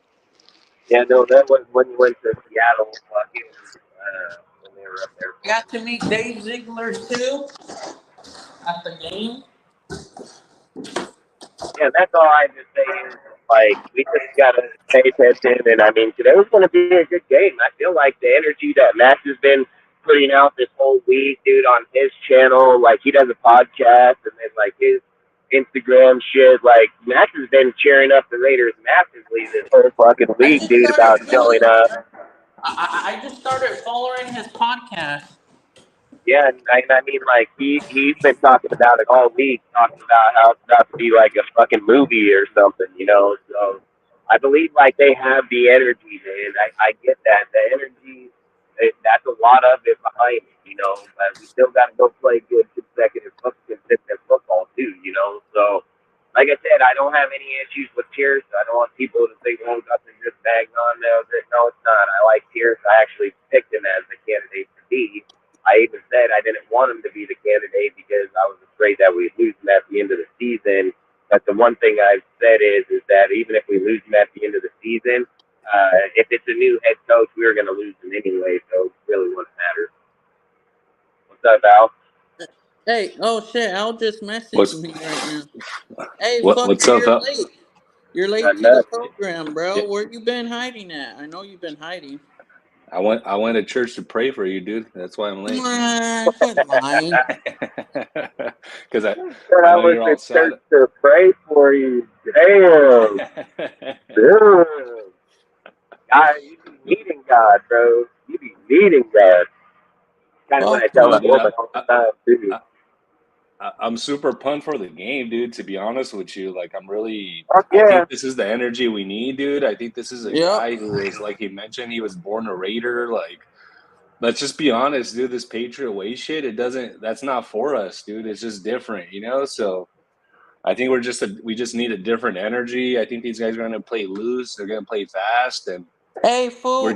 we're Hey fool, quit and being a then hater already. I'm tired of your hating already. Quit that I'm not hating. hating, dude. I think we tried the Josh and Ziegler way, and you know, you I've gave always them a said every 25. way ain't cut out for everybody. And Yeah, like I said, with Bill's way, it takes a certain type of IQ of players, people. It's not something that's just made in a day. You know what I mean? Like, and it's just like I said with the Raiders, dude. That's why I keep saying it over and over why Gruden has the success he has, because he knows what it takes to be a Raider. Like I yeah, said, for people want sure. to change things. People want to change things, but it doesn't mean that it's always going to work. You know what I mean? Some places have good success. I mean, let's go back here to this guy. What was his name? Matt Rooney, right? The dude that comes from college just about a year or so ago. That was with Carolina. That guy has gone in college and fucking changed every shit ass fucking I organization think he's come I across. think he's in And Nebraska now. he got his ass beat down. Yeah, look at his team over there, dude. That fucking line, man, that fucking offensive line ain't no fuck around line for one. But what my point is with them is that your success in college doesn't mean it's going to be the same as here. And that goes with coaches, play style, whatever fucking systems you want to run. I keep saying it over and over, and I'm going to keep saying it. There's a reason that John has success here every time he comes here. It's not just coincidence, man. He knows what it takes to build here. He knows what it takes to recreate it I'm here. done with the Like it's not John Gruden. just coincidence that he knows what it is. I'm just done with trying him again. We need somebody else different in. I don't think it'd be smart, in my opinion. I wouldn't fucking No, no way in fuck no. hell. I'm But not. I So just think fellas, I'd actually, love for him to own the team. If you want to own the fucking But team, not the coach I'm though. Hell no. 1,000% for that. so guys, what I was actually gonna say about the coach, because I know I've been hearing people saying, "Hey, like I want John back." We should all be rooting for AP, dude. We should be rooting for Yep. AP to keep the job. We should be Yeah. rooting for Champ Kelly to stay GM. Like we need Yeah, continuity, but if you the know. Like history says no, like it doesn't matter. Like That's where blindness and and that's where my point. This is where my point comes back about people being just talking about being Raider fans. It's deeper than being a Raider fan. It's about being an NFL fucking knowing the NFL. The history states in the NFL that they are going to lose their job at the end of this year. That's what the history states, and that's on a massive level. That's on like a 95, 97 percentile level.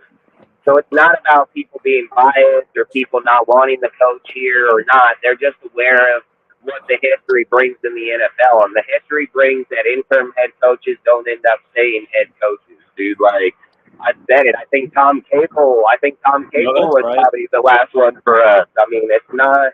This isn't something that is just handed away, and it's not something that gets handed away in the NFL. Yo, Dustin, no, I get that, dude, and I agree with it. So, like, the numbers are stacked against AP and Cham Kelly keeping their jobs. But what I think actually happened, I think Mark regrets letting Bisaccia go, dude. Remember Bisaccia was interim? I think he didn't want to make up for that. Okay, sure. Look, I just wanna ask this one question: Is Rich Bisaccia was not a head coach. Hold on, if we fucked up as him, right? If we fucked up, are you saying 31 other teams did too right now for the last few years when they're looking for head coach vacancy jobs? So are we saying that not only did we fuck up, but 31 other fucking teams are fucking up every year? No, they're not. They're not fucking up because they know he's not the head coach style person. So again, if a fan base wants to be the reality of, oh, he should be here, well, I'm gonna tell you something. 31 other teams have had. Listen, there have been like 5 vacancies just last year alone, and probably 5 again the year before. He was only looked at in the polls one time. Like, that's the shit I'm trying to get past. Like, I don't understand how people are putting a guy in a position that not 31. Listen. There's not like there's another NFL in the NFL. In the fucking world, there's only 32 NFL teams. No matter how shit some of them are, they still ain't looking at him as the head coach. So I don't agree with that bullshit. I think that's just people's biased ass opinion. So this is my response to that now, and I hear you out, dude. But this is my response to that.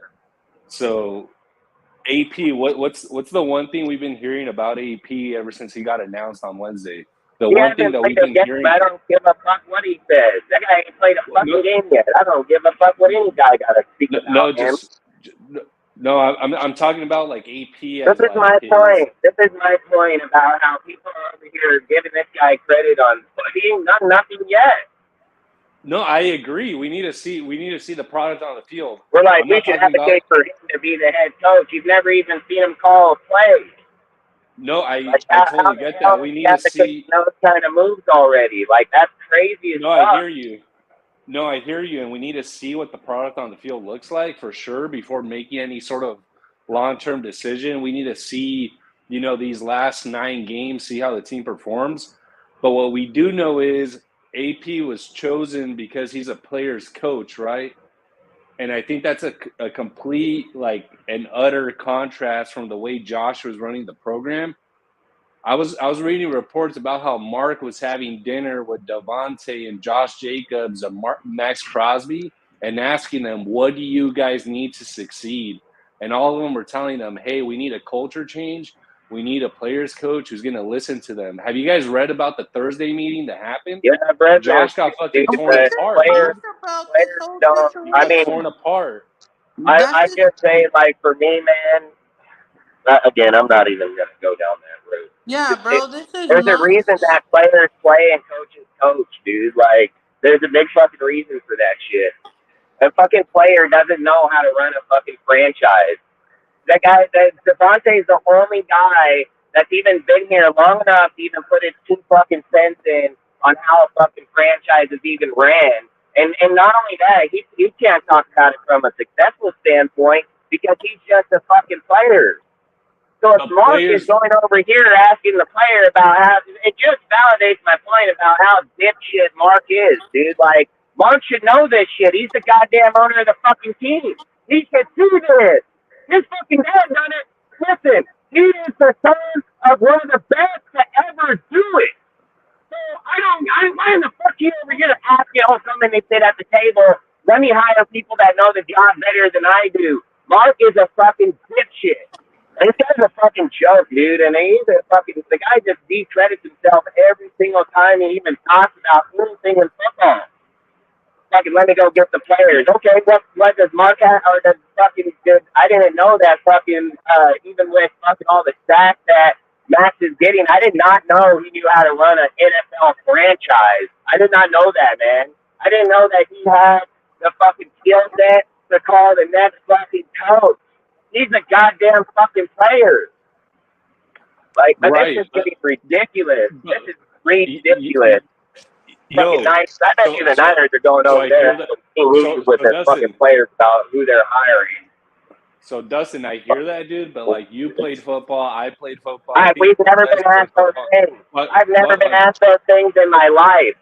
I've never been asked that point, though. This is my question, though. This is my question. Wait up. So, this is my question, though. So, like, we all played sports, right?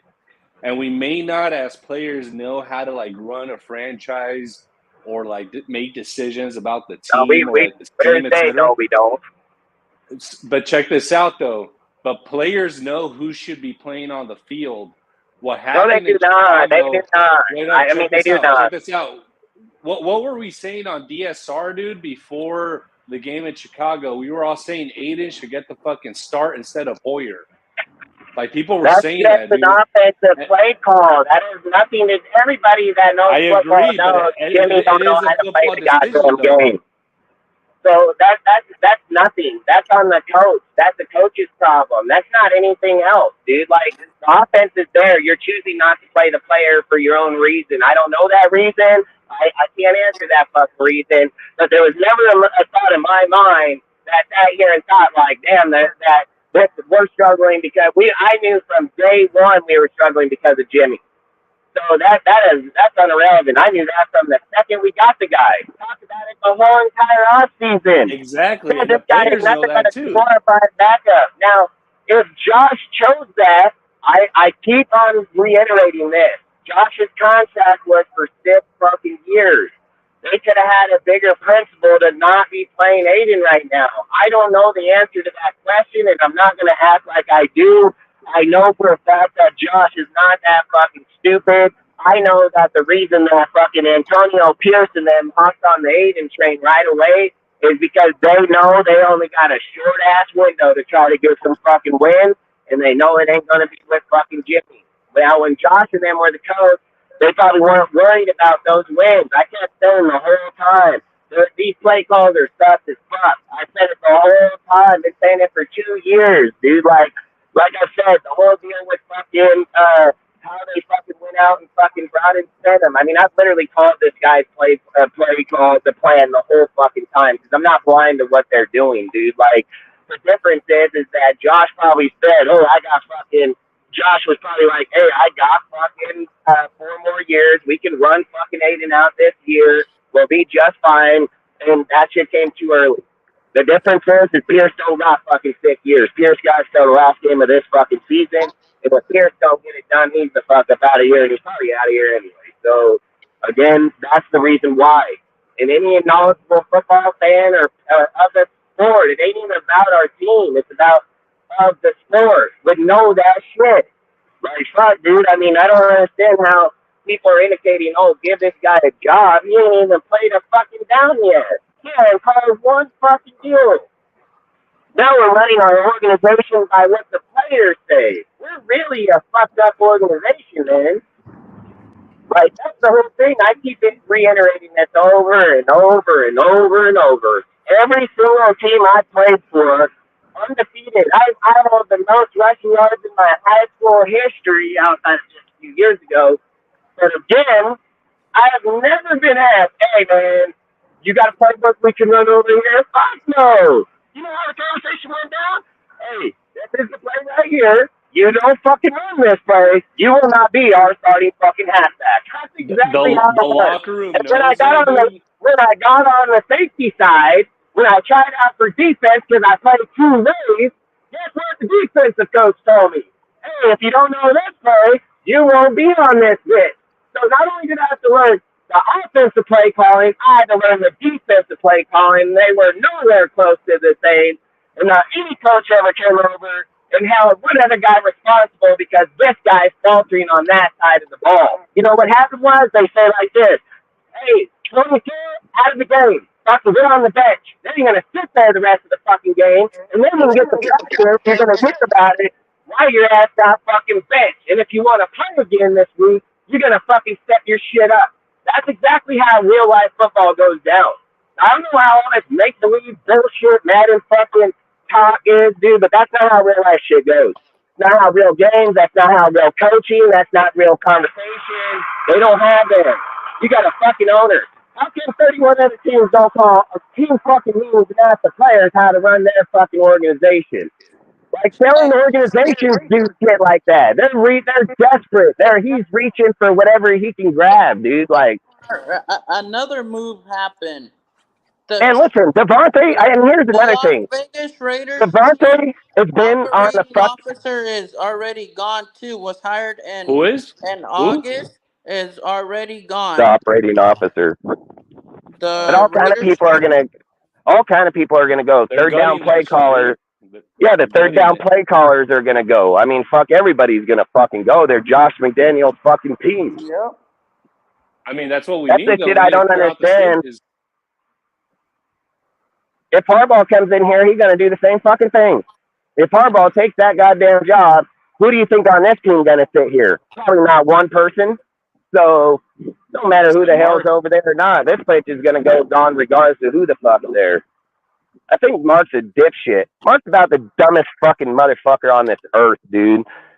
I mean, let's be real. Let's just be real. Yeah. Devontae Adams, right? Let's go to Devontae. Let's ask this fucking guy of his success, right? Hey, did he not play with the greatest quarterback in the NFL history? Because that's what he's labeled. That's what Rodgers is labeled, the best quarterback in NFL history. So guess what? If he's labeled as, if not the best or one of, how come you never got past an NFC championship game, motherfucker, if you're so goddamn great in the sport of fucking football and you know how to run organizations and build fucking teams? What, you don't think you couldn't have said it the next year how to get past that fucking game? Well, guess what, motherfucker? For 9 years, so if you've been here for 9 years, 10 now, you ain't got past it once. I want to hear your fucking advice on how to build a fucking team or an organization, motherfucker. Every time you motherfuckers got there, you fucking lost. That's fact. Like, sit here and talk like this guy got Super Bowl wins. You know who I'll listen to and they want to bring some shit like that? Tom Brady. So Dustin, this is my point though. So like this is I have actually fucking guy. This guy ain't even been to a Super Bowl. No, so I hear that, dude, and I like think a fucking joke. I feel like people don't know how to even look at the sport the right way. My point is actually like a pretty basic point, and this is my point basically. So, in my experience playing sports, right? The locker room, you can't lie to the locker room. So let's say for instance, example, let's say you, myself, fucking high school kids Cortez, don't even know, dude. High school kids, half of them are just jerking off in a sock. Just let me finish this thought real quick. So let's say you, myself, and Cortez are part of the team and shit. Let's say all three of us are like in the secondary, right? Let's say you're safety, fucking Cortez is a corner, and then I'm like fucking another corner or whatever. And we know that the shit that the secondary coach is running isn't working because we keep on getting beat by the same fucking plays. We're gonna raise it as an issue, right, to the coaching staff, like, hey, this shit isn't working, and if the coaching staff doesn't adjust, then we're gonna be fucking pissed, dude. What's the shit that we called that you and I kept on calling in the Bills game and in the fucking Bears game? The cornerback plays on Jason and Chris Ash, dude. I mean, the play is held to the players or the people coaching it. And in high school football, I've been in those situations. You know what you do? You just play better. That's what you do. Because in high school football, it doesn't work like that. You can bring it to their attention all they want. Players are leaving every fucking year, dude. It don't work like that. The NFL is grown-ass men that have been through every level of the sport, playing it at the highest level in the game. So if I'm a coach in the sport, and I see all you guys coming through the deal at high level. See, I'm not taking the guys you're talking about. We're not drafting those type of guys. Those guys don't even make it out of college. They're not even getting fucking recruited. So those guys are irrelevant. You're getting guys that are all highly recruited fucking players, all played football at a very high fucking level. They got to the NFL and they're fucking it up. Hey, responsibility got to come to where the players are. Because if the coach had great success from players before and got Super Bowls from it, and the only thing that happened was the coach's players went on because they got older and he brought in younger players and it ain't working, it's because the players ain't fucking working. Like, you already know his shit works. He's already done it hell of times, dude. Like, again, and just because a guy is successful doesn't mean because of everywhere he goes, he's going to be just successful like that. I keep saying it, and I don't care about what, like I said, Raider fans are dumb as fuck. We've had this problem for 20 years. There ain't been a fucking coach outside of John motherfucking Gruden that's changed it, and that's facts. So I don't care how dudes want to look at it, change it, how their point of view of, oh, this player and that player. I don't give a fuck about that. Because you want to know why? I watched Gruden build this shit in 98. I watched what he did all the way to 2001 when he got shipped. I seen what he did against them Ravens in that 2000. I watched what he did when he came back here in the Raiders. I know this man knows what he's fucking doing.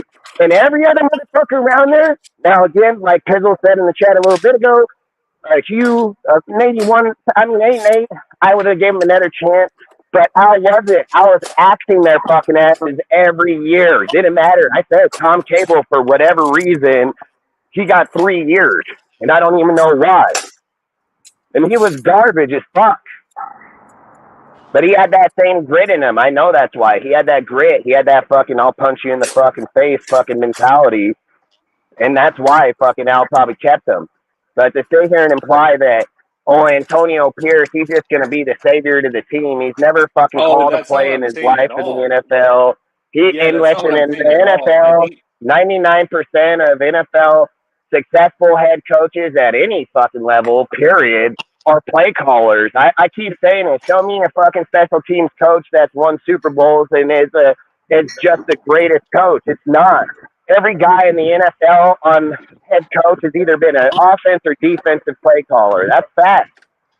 So to just surpass fucking deals, like I said, if you're surpassing Graham, where's your defensive play calling book at? Where is something that you're bringing to the team besides your cheerleading?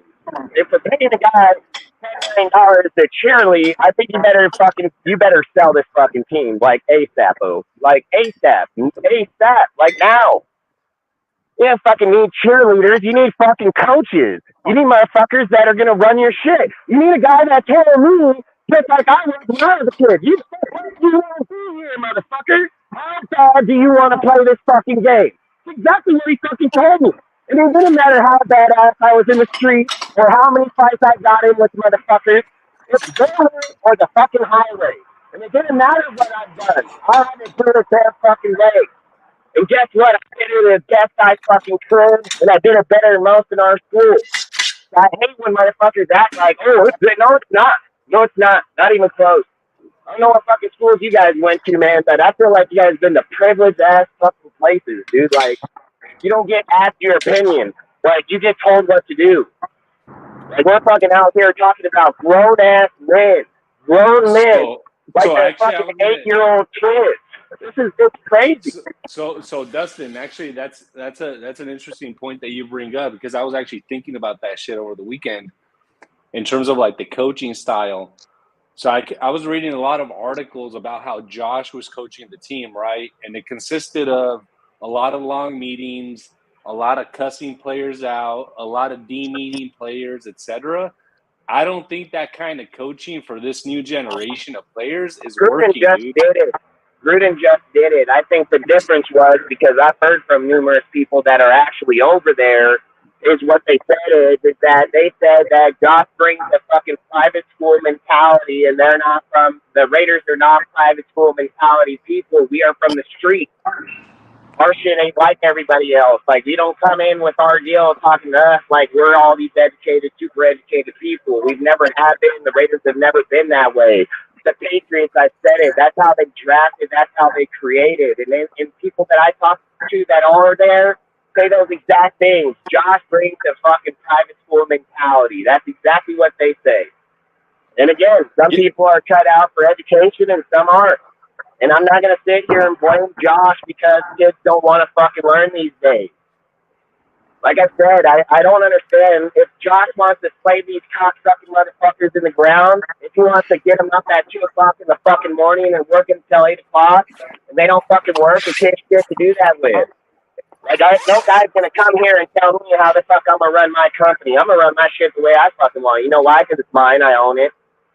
There ain't nothing anybody going to fuck tell me. And you know what? I'm going to tell a guy when he shows up here and he says, hey, Dustin, I'm tired. I can't. I'm going to be like, tough shit. This job ain't for you.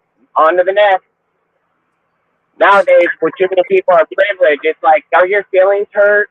Did you scrape your knee? Do you not like that guy? Oh, you don't like him? Come step in this room and you can be safe by yourself. And when you feel protected again, you let us know and we'll release you back out there. Fucking bitch-ass hoes. That's what I say. Yeah, fucking straight-up pussy-ass environment. L.A., Oakland, no, they're not pussies. They ain't never been fucking pussies. So to have this fucking mentality and fucking... Your audio went out, dude. No audio. Hey, Cortez, how you doing? And mad. Quit hating on my boys. Which boys, dude? Dave Ziegler. Fucking Raider fans are, like I said, they're trying to So guys, I just gotta address Cortez's point real quick. So like, I want to make it clear, dude. I'm not hating on Ziegler and Josh. What I'm stating is an absolute fact. It doesn't matter. They're not even here. It doesn't matter. It didn't work. We tried it. It didn't work. Now it's on to the next. People get fired every day of our lives. People get fired every fucking 2 seconds probably in this country. Damn right they do. And to stay here and talk about a guy that ain't here does nobody no fucking good whatsoever. Doesn't matter if this shit didn't work now. His body ain't gonna work because he don't have the players. And just like I said, the Gruden shit didn't work when he got here either, no matter who the fuck he was. So for any person to imply, regardless of the name, that you're just gonna change it in a year, they're dumb as hell. That's why I say, when you got a guy that got a 6-year contract and his goal is something, been told something else, and then gets derailed in year 2, I'm not going to fault people for those things. Like I said, there's nothing that can be changed. Like, listen, man, I'm going to be just as real as I can, friends or not.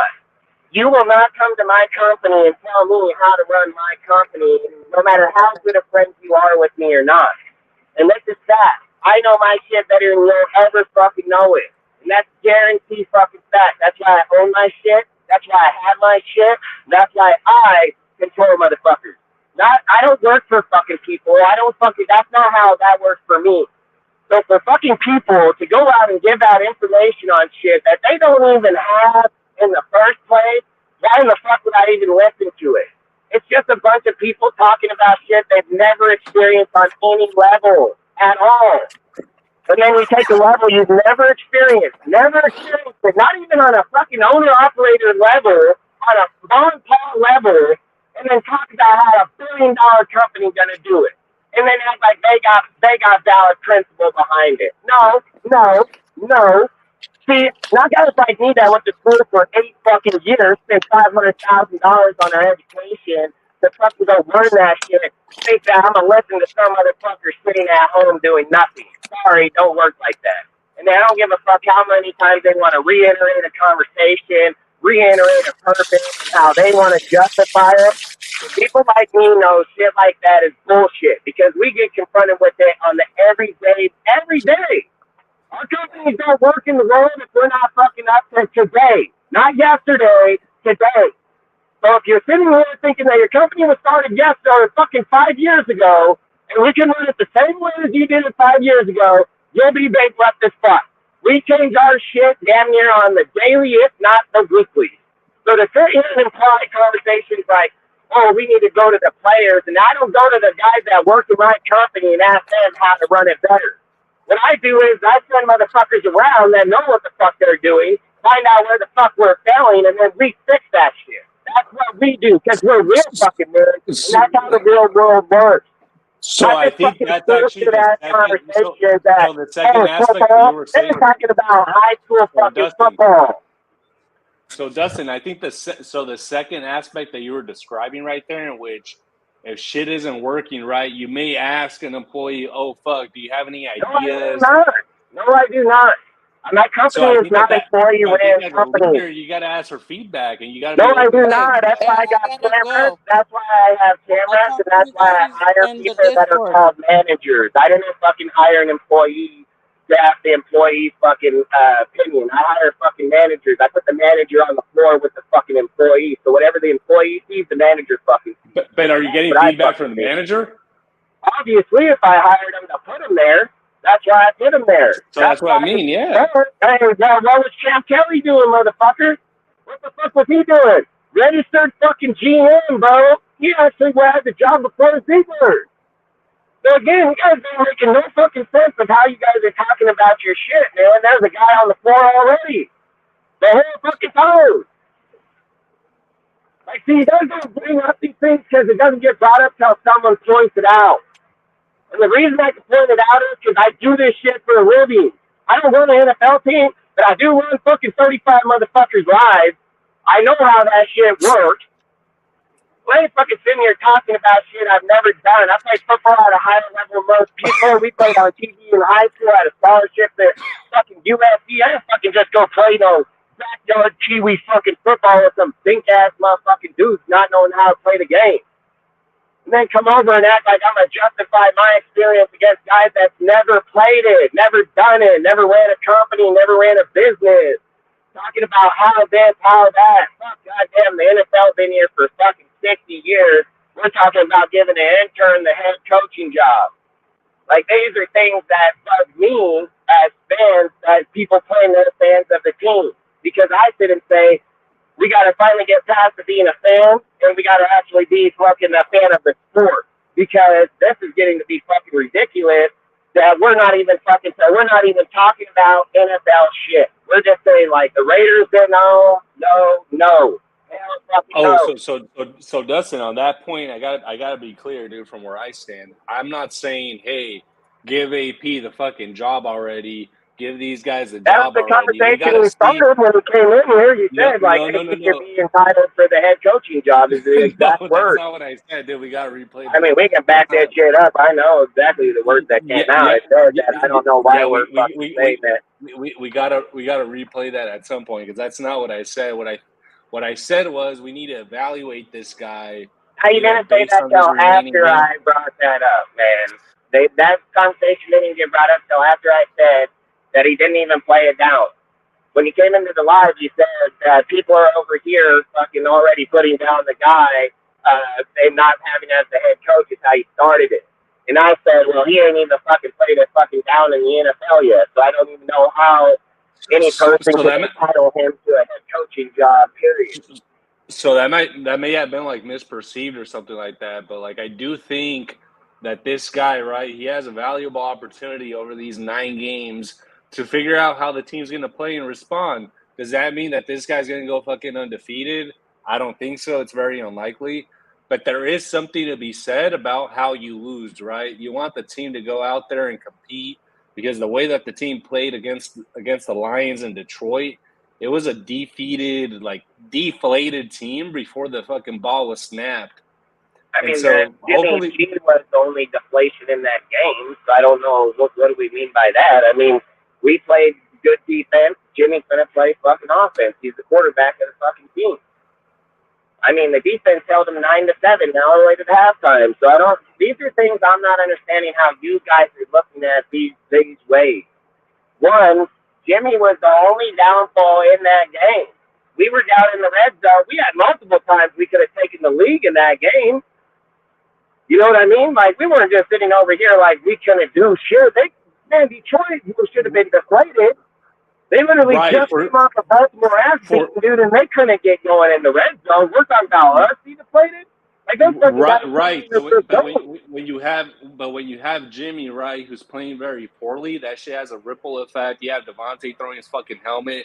You have these guys fucking like realizing, what's the excuse for we're not going to Devontae score when it points hits with him in this the guy. hand, man? What's the excuse? I mean, I want to hear how you guys are evaluating your assessment, because one minute you're saying with him, what's the excuse about him dropping the ball that was right in his fucking hand 2 games in a row? 2 games in a row. So where's his fucking deal then? Yeah, accountability One should guy be is across going the to be board, held for sure. accountable, and everybody should be fucking held accountable. I've been pushing that for weeks. I don't think any single person is necessarily going to be the one who's singled out. I think when a team is losing the way that we've been losing, or performing as poorly as we've been performing over these past couple of games, it's not just one person. Because if it was one person, that's 100% because if it was just one person, it'd be really easy to fix. It's similar to last year, right? When people were clamoring and crucifying Derek Carr and saying that this guy's a fucking problem, I kept on saying the problems with this team are deeper than a single player. They're deeper than Derek Carr. Like, it's just not like football. You have 53 guys on the roster. And what did I say last year? What was my biggest talked about point last year? I said you can't win football games if you're only playing 40 minutes of football. It's a fucking 60 minutes. You need 60. That's exactly what I said the whole entire time last year. So all year last year, I said accountability is on both sides. It's not just one side. You have some of the best players in all of the NFL here, dude. Like, we're not just acting like these are some bum-ass motherfuckers over here. They're some of the best top at their position. So if we're losing and you listen, it's the way that football is played is that there's never been 22 superstars on a fucking team. Never been done, and it'll never be fucking done. You can't pay 22 superstars to be on your team. But this is what has been done. In the NFL of football and the history of it, you've been able to have fucking 2 or 3, maybe 4, depending on how you disperse them, maybe 2 on offense, 2 on defense, and then he builds teams around those people. Now, to sit here and say that we have Devontae, we have Jacoby, we have fucking Josh, and we're just blaming Jimmy, I'm not for that. There's a bigger problem here, obviously, because these are some of the most elite of the NFL, and it's happening week in and week out. So there's no way that we can just look at shit and just say, oh, these guys are the best, but we don't hold them accountable for not winning or picking up games that they should.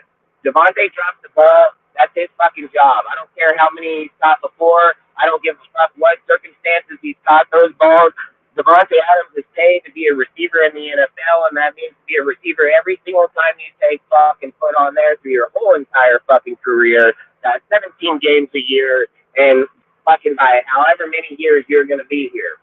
So I don't want to hear excuses about, oh, this or that. You're a fucking elite player. You got there because you have to work for it, dude. Like I said, there's way more roles here than just one individual person, dude. I mean, if Derek Carr was here this year, we would most definitely won a lot of games with Josh. So that's why I keep saying it's not about if it's the coach or what I think, if I'm just being honest, what I said right now is I feel like we're always one piece too short, one day $1 late. You know what I mean? Like, literally, have the team in line, you ship off Carr. You know what I mean? Like, fucking team in line, Gruden gets shipped off. Like, it's all these things where I feel like we have the area, but we just don't never get to finish in that area. And then it's like sitting here saying, like, okay, with fucking McDaniels, they're claiming this, and this. And I'm sitting here saying if John Gruden came in right now today, he'll win with that shit because it's his offense. It's played a different style. It's called differently. So it doesn't matter how great Josh McDaniels is or how good. I've even indicated it multiple times. Why didn't they hire Sean Payton if they wanted the offense that Gruden ran? Why did they not hire Sean Payton? You know who was fucking Gruden's quarterback coach when they were in Philly in the 90s? It was Sean fucking Payton. I don't understand when we're sitting here talking about, oh, Mark's this smart guy and he knows the way football is, but he don't know the way that link trees and that teams are built or systems. It tells me Mark probably don't even know what a system is. Like, I'll just be dead ass. Like you Dude, hire Mark Josh doesn't know over football, Sean. dude. He's not his dad. He's not his dad, dude. He doesn't know That's football. my point. That's my point. That was his fuck up in hiring that guy. Ain't got shit to do with Josh. He should have fucking gave up first round draft pick and fucking got fucking Sean Payton. And then again, when people are sitting here advocating like, oh fucking they fired Josh because they didn't make a move at the trade deadline. Well, I'll tell you what, 31 other fucking teams knew who they were getting at the trade deadline. So if Mark is over here advocating that after the trade deadline's over, that he again just validates he don't know what the fuck he's doing. Like Al, Jerry, Kraft, fuck any guy, fuck the old fuck from over there in the Saints, old motherfucker over there that's dying in the Falcons, like any guys that have been big people in the NFL for their careers are all in Cortez is their team. backstage, dude. Cortez is backstage. And then the other thing is that a GM goes by the owner's vision. Hey, so I have that's the the inactive list. Are you guys ready for it? Yeah, tell us. Yeah. Divine Diablo, Brian Hoyer, Jacoby Johnson, fullback, Luke Masterson, Dear Munford, Byron Young, Rochelle. So you mean Jakob Johnson is inactive? So who's playing fullback? Mayer, most likely. Tight end probably. It's going to be the tight end Mayer probably. Yep. Michael Mayer? Yeah. Yep. Play fullback. He's the only guy that got the blocking that can block that's over there. There might be some old linemen back there, but with Munford being hurt, you're probably limited on that because what he got to bring, Moody. So I don't know if he's ever played fullback. And then plus that Nesta J. Severa is gonna get some playing time because of Byron Young inactive.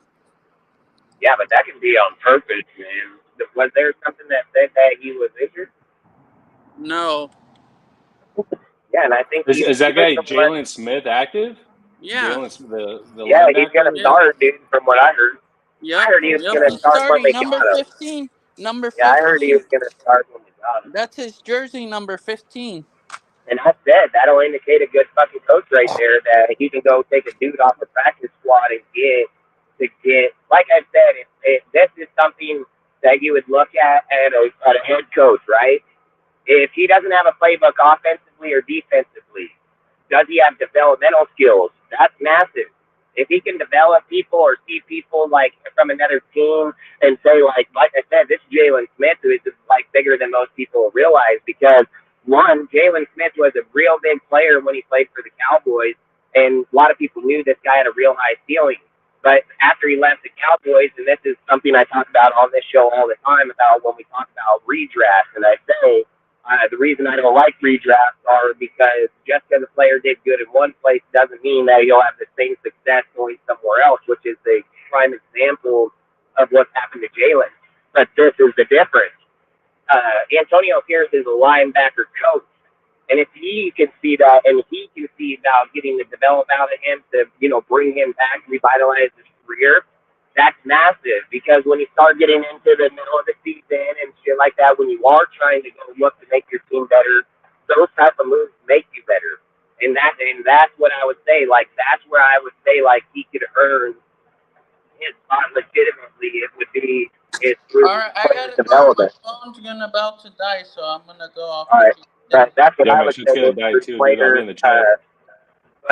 player development, you know what I mean? Because you have to you got to bring something to the fucking table at the end of the day, man. And you can't tell me that you're just hiring a guy because he's a fucking cheerleader, hardball cheerlead you right out of that locker room to motherfuckers that are going to do the fucking job. You know what I mean?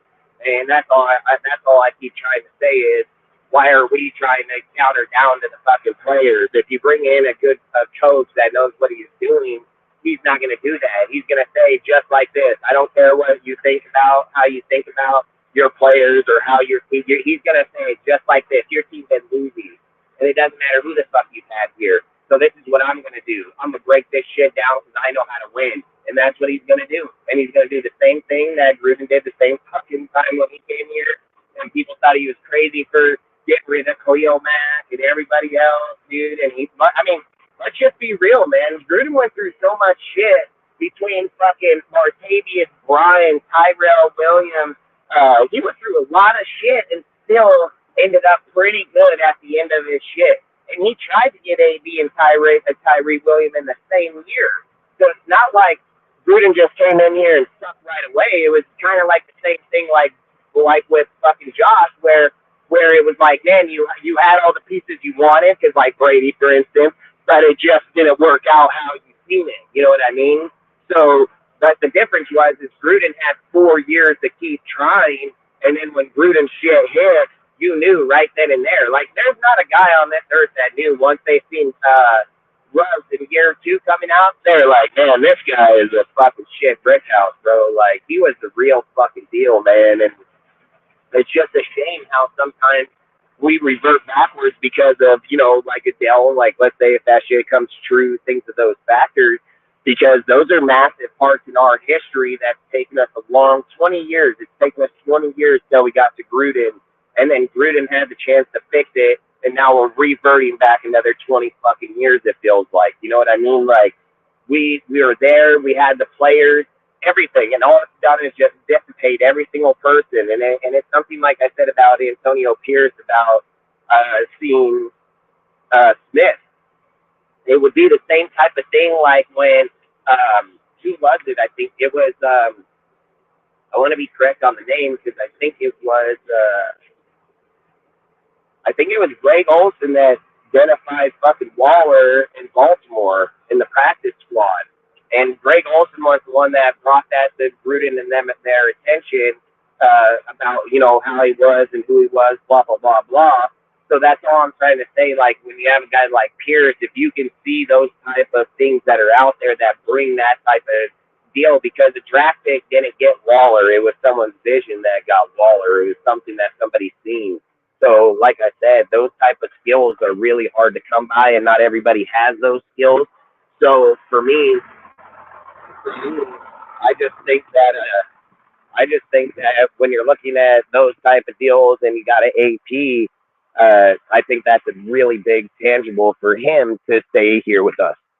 And again, man, I don't have an issue with Pierce. I like him a lot, man. I like the guy a lot. I mean, I actually hope to God that he does get the fucking job. The difference between me and a lot of other people when they talk sports is they just want to bypass everything that's existed in the game for the whole history of the sport.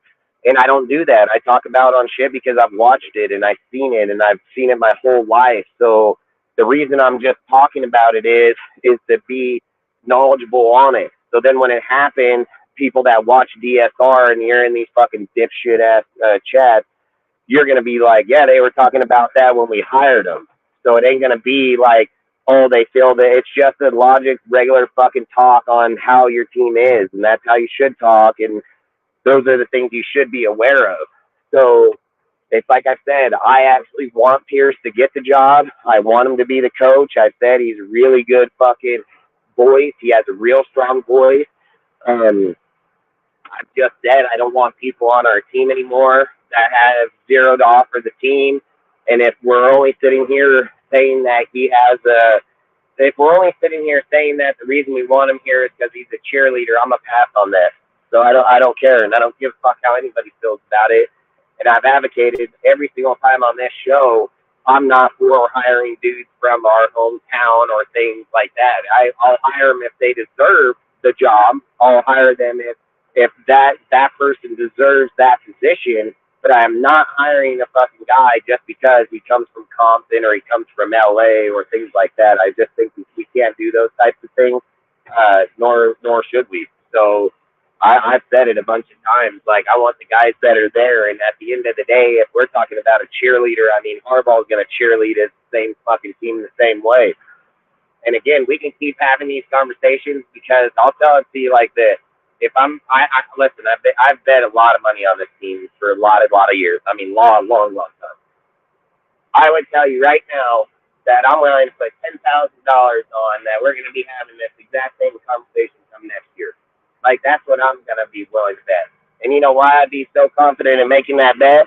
Because I've heard the same story every single time that something like this happens. Every single time. So it's not something new to me. It's not something that it's like, oh, I'm just became a Raider fan last year and this is something. No, I've seen the same story 50 times over. And I've see the same story every single year.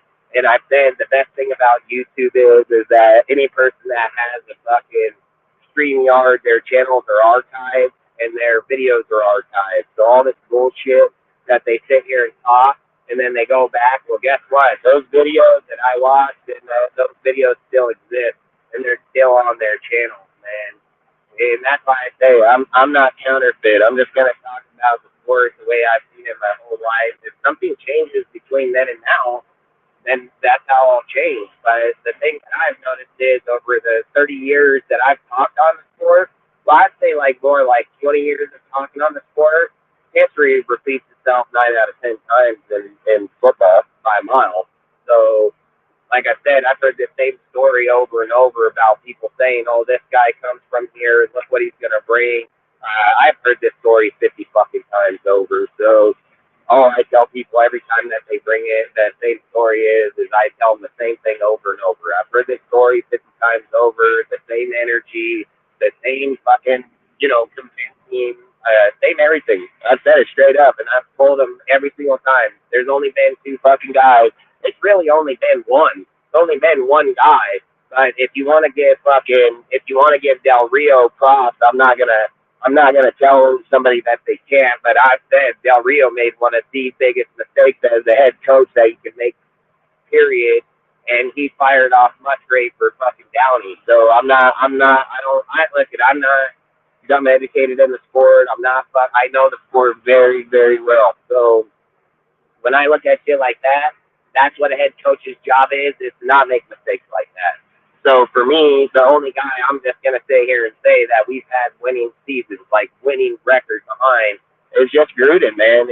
And again, it's going to keep coming back to the same thing I keep saying over and over, is the Raider Nation isn't cut out for just anybody to coach, man. Like, this is a whole different breed. It's a mystique. It's a way they carry themselves inside and outside. It was something like Antonio said that I resonate with massively, and I've spoke on this show. I spoke on it 100 times about when you walk into fucking games and how motherfuckers see you and how they see you at the stand figuring those games, just like those players in those games. Like I said, it meant something. And we haven't been like that for a long time. It's just like I said about Las Vegas, why I'm not even going this year, because one, Jimmy was there. But the other thing is like even J-Lot's not even like fucking Oakland. Like there's nothing about the Vegas Raiders that bring Oakland high. The thing that keeps you like me that'll keep always going is that they're Raider fans. So like I'm always gonna go, but I think it kind of sucks for like people like me because you get so used to a certain lifestyle for so long that it becomes like an actual lifestyle to you. So then when you talk about it, it's not something like your 2-year change. It was a 20, 30 years of my life that's been the same deal, win or lose. So then when you start running into this fake shit, going to Vegas, these fake ass fucking fans that want to speak on the team, not having history on our fucking team, all these things, it just shows like, man, did we really get to a point where dudes really wake up in the morning to go out of their way to come talk about a team that's not even their fucking team, and then to do that every day of their fucking life, dude, like, that's crazy as hell. And then we don't even have loyal fans that'll do that shit. So then it's just like, man, then you wonder why we get these crazy topics or why these crazy narratives are going around. And then people sit there and say, like, Dustin, they got fucking 5 other guys that are, I don't care, they got fucking dumbass 5 other fucking guys. Like, that's what I'm going to tell you. I don't give a fucking who they are, where they're at, what group they hang out with, or who their best friend is. If it's dumb, it's dumb. And I don't give a fuck how people want to do this. Oh, I'm on this channel or that. Hey, if you're on that channel and you say it and you support it, you dumb as the fucking guy saying it. So I don't really give a fuck. And I'm not here to worry about, someone's popularity, about where they're at. Like, my information doesn't come because of someone's popularity. Like, that's not how I do my shit. I get it. Other people may do that shit. I get it that other people need, to hold hands with everybody to have a good show or to fucking validate themselves in life. I don't need them to validate themselves in life, dude. Like, Here, we all come here for the same purpose. We want to get the message out that a lot of these fucking fans have been lacking for a long fucking time. I'm not here to debate your stupidity. I'm not here to have debating conversations over stupidity conversations. Like, however people want to see it, view it, this side or the other. The things that I do, that the people that I roll with do, we sit down at tables, we fucking bring up stats, we look through what people have done, where they've been, what their credentials are in life, how they've succeeded with what they've had. Like, we go the extra mile. So when I hear some dude sit there and say, like, hey, that guy is this, and I'm like, yeah, you're dumb, and it tells me you didn't even research him or know shit about him.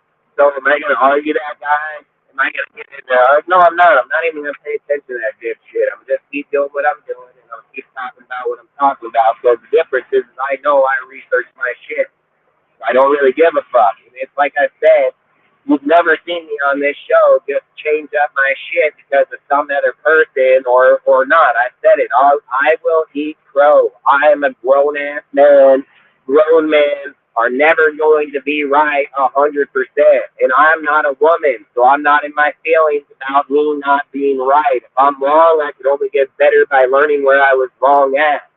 So if you need somebody to comfort you and that you got to change up the way you talk about shit or you shit, good. That's for you fucking guys. It's not me, and I'm not part of it. That's why I've told every single motherfucker that's asked me to be part of it why I'm not fucking going with them. It's because of shit like that.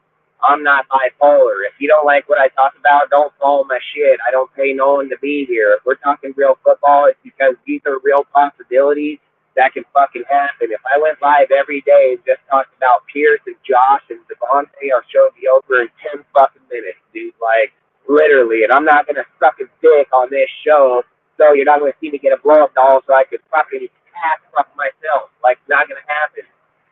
Like I said, on this motherfucking show, we're going to talk about every goddamn possibility, every fucking deal across there. If it happens, it happens. If it don't, it don't. But I'm not here because of what other people's YouTube channels are doing, okay? I've been offered to be on all of their channels. Every single YouTube channel that does Raider content, I have either been on or been offered to be on, and I choose not to go on because, again, a lot of us don't serve the same purpose. I'm good with people. I'm all right with people, but I don't go to their channel to judge what they talk about. It's whatever they choose. And if their fans choose to believe that, that's their fans' choice. I'm not here to tell their fans or not. What I'm here to tell their fans are, when they come here with that dumbass shit and think that it's viable information, I'm going to be like, no, the fuck it's not. And they can get in their feelings, and they can fucking leave. I don't give a fuck. I've never hit up any person and asked them to come back or begged them to come back or be part of what we do. I've always said there's no hard feelings on this panel whatsoever towards any individual in chat or anywhere. So if you take it that way, that's your fucking problem, not mine. I'm not here to fucking have theory conversations. I don't do theories, dude. Like, theories are hypotheticals, and I'm not for that shit. Like, if we're going to talk about what's going down, let's talk about what's going down. Anybody can put any hypothetical behind any conversation and make it sound good to anybody. The things I've always said is that when people look at what I talk about or what I do on the show, they're going to know straight up, like, hey, Dustin said this, but he didn't change it. He stood by it, and we don't change it. But when you watch other fucking people and they say, hey, this guy's a good guy, but the second he's not, he shits on him. Now, the reason I'm not like them, and I'm going to tell it to you guys just like this, where I come from, we don't shit on our fucking friends. Like, that is straight. You will get shot in your fucking face if you do shit like that. And they will show up to your fucking house, and they'll fucking kill you and your fucking family. So you ain't going to do that type of shit. So out here, I get that these are fake-ass motherfuckers. I get it that they're going to do their fake-ass bullshit, because that's what they do.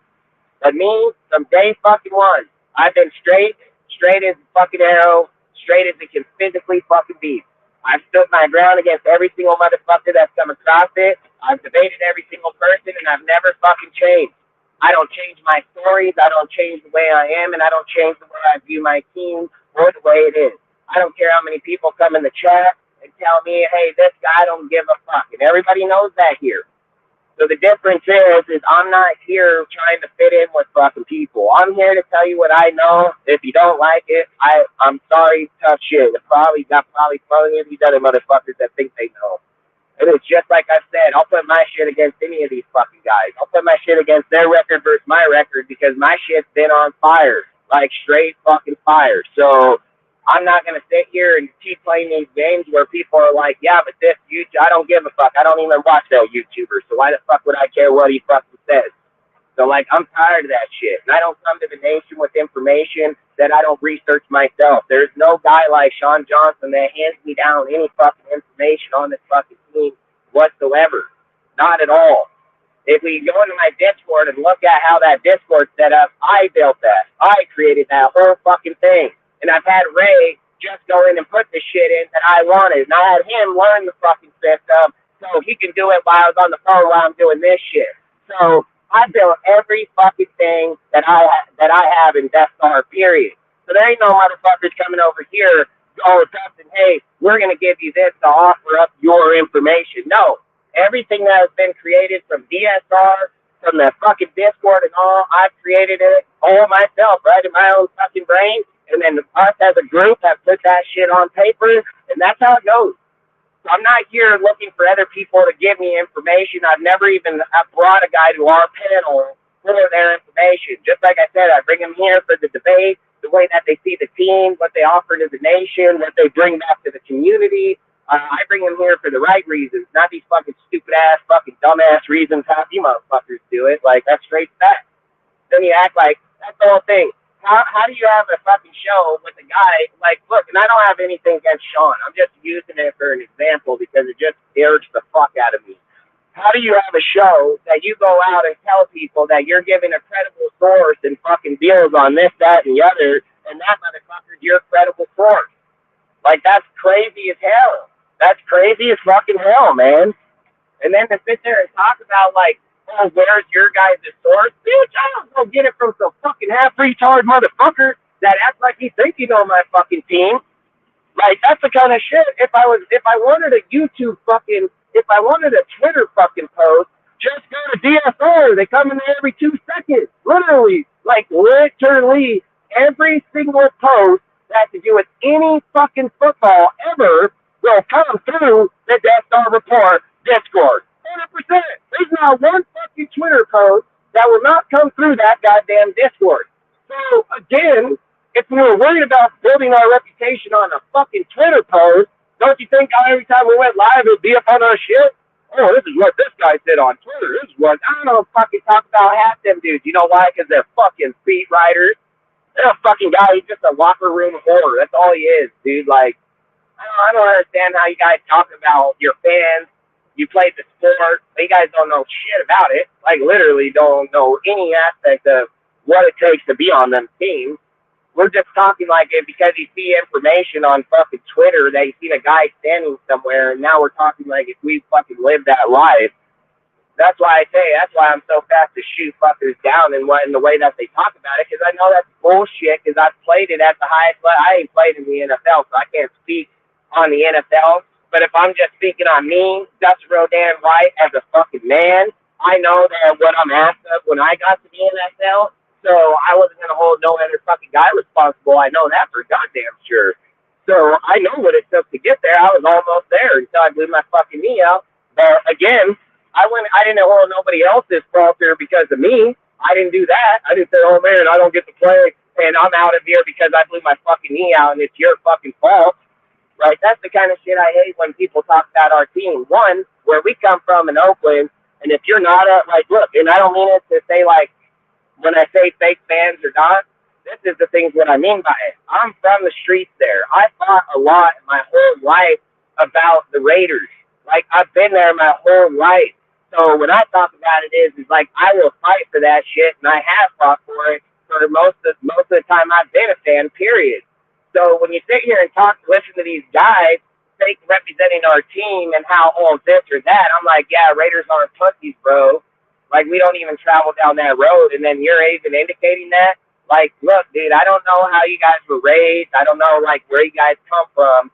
But if you talk pussy like that down there in L.A. or Oakland, you will get get your ass beat. You'll probably get jumped, dude, by your own friends. Like, so that's the kind of shit when I hear people advocating things like this, I'm like, one, you probably ain't even from that hood, dude. Like, and if Oakland's that pussy now, if Oakland is that pussy now, well, I'm sorry, you guys are just bitches. But if that's when we were in there, no, hell no, that town was not pussy. There's no way, shape, or form.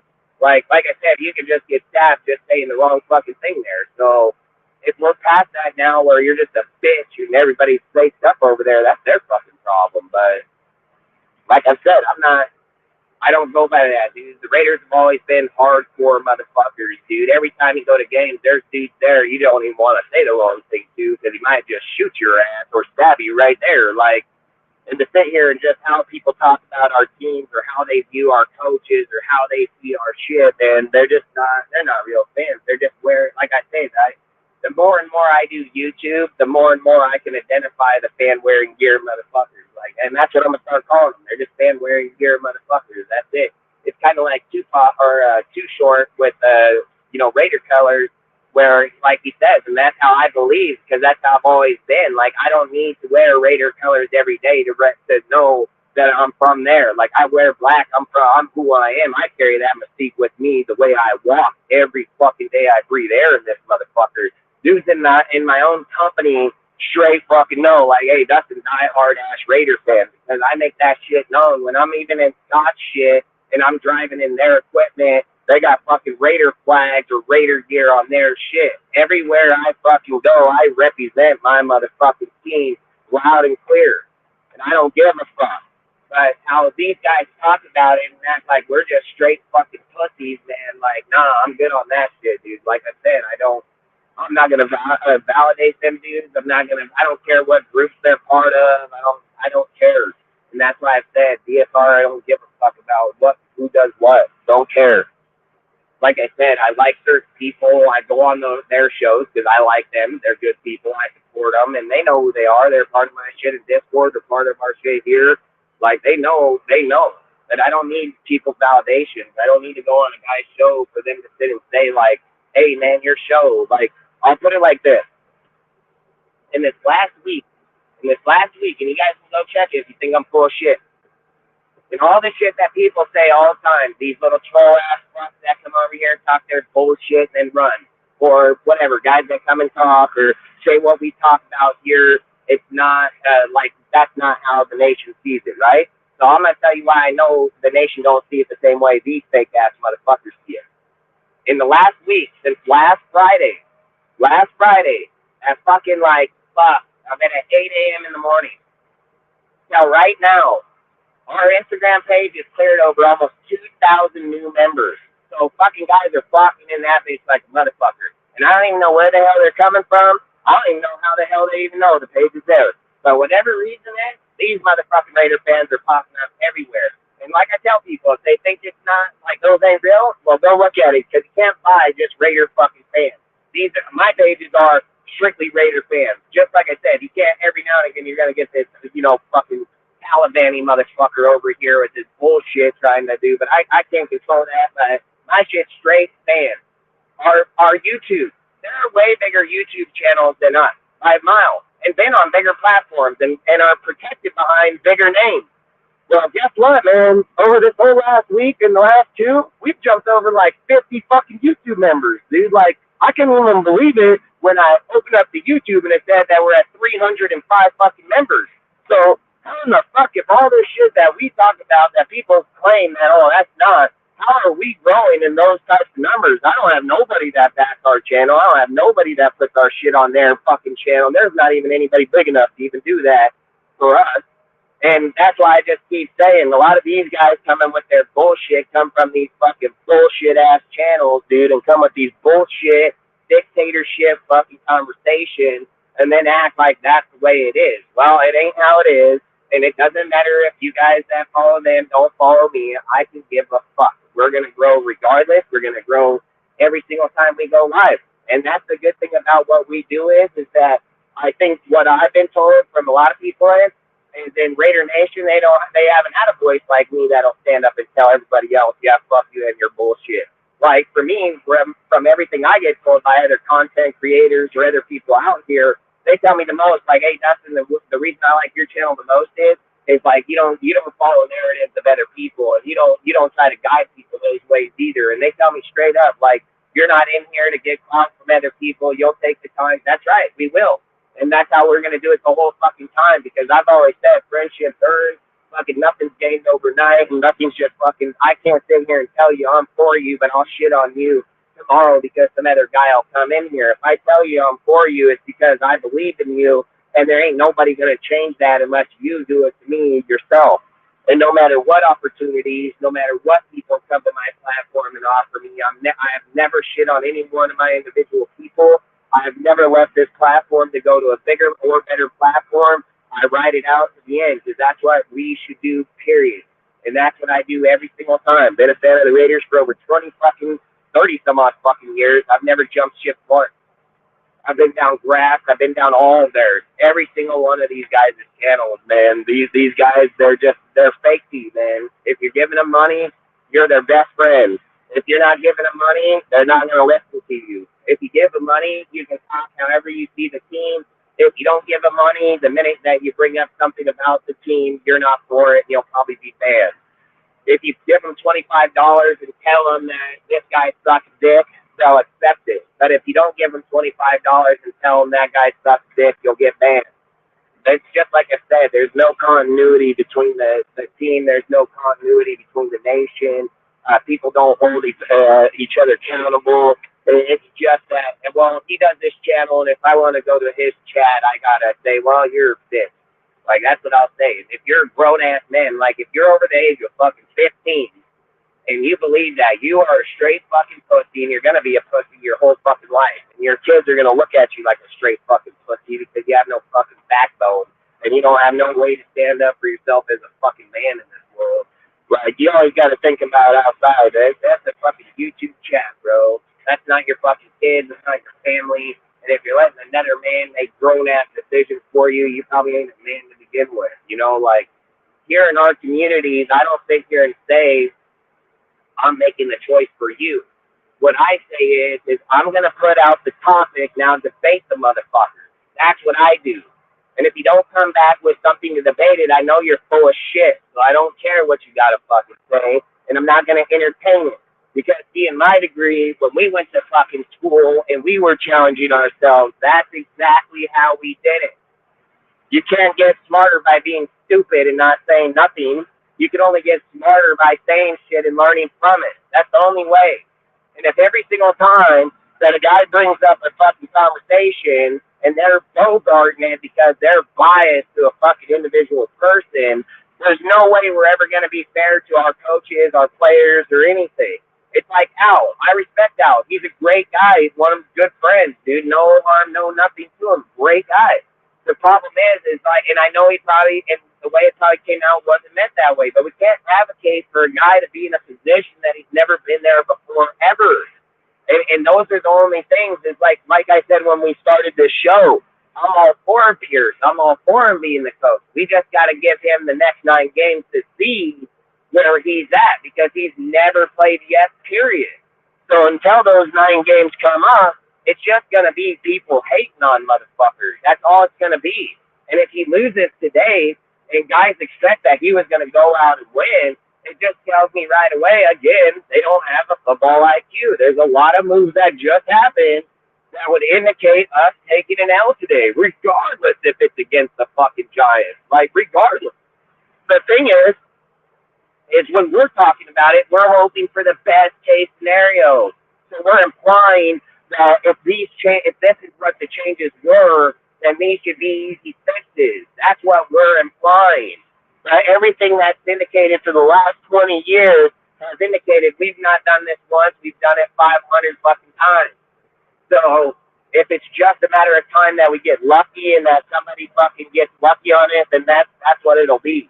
But if it gets lucky and it works, and the thing what I mean by luck is like saying you have all the right people here at the right time, and then you think that works, but then the next year it falls off the face of the earth. That's why I keep on saying, like, we need to either figure out if Pierce is the guy. I think you got to let Pierce just rebuild the whole team the way he wants. You can't let Mark sit here and say, okay, Pierce, you came in, you wouldn't even have had the head coaching job, so I want you to keep the team the way it is. If Pierce sees the team needs to be altered, then Pierce needs to have the power to alter the team to make it whatever's going to give it the best possibility of winning.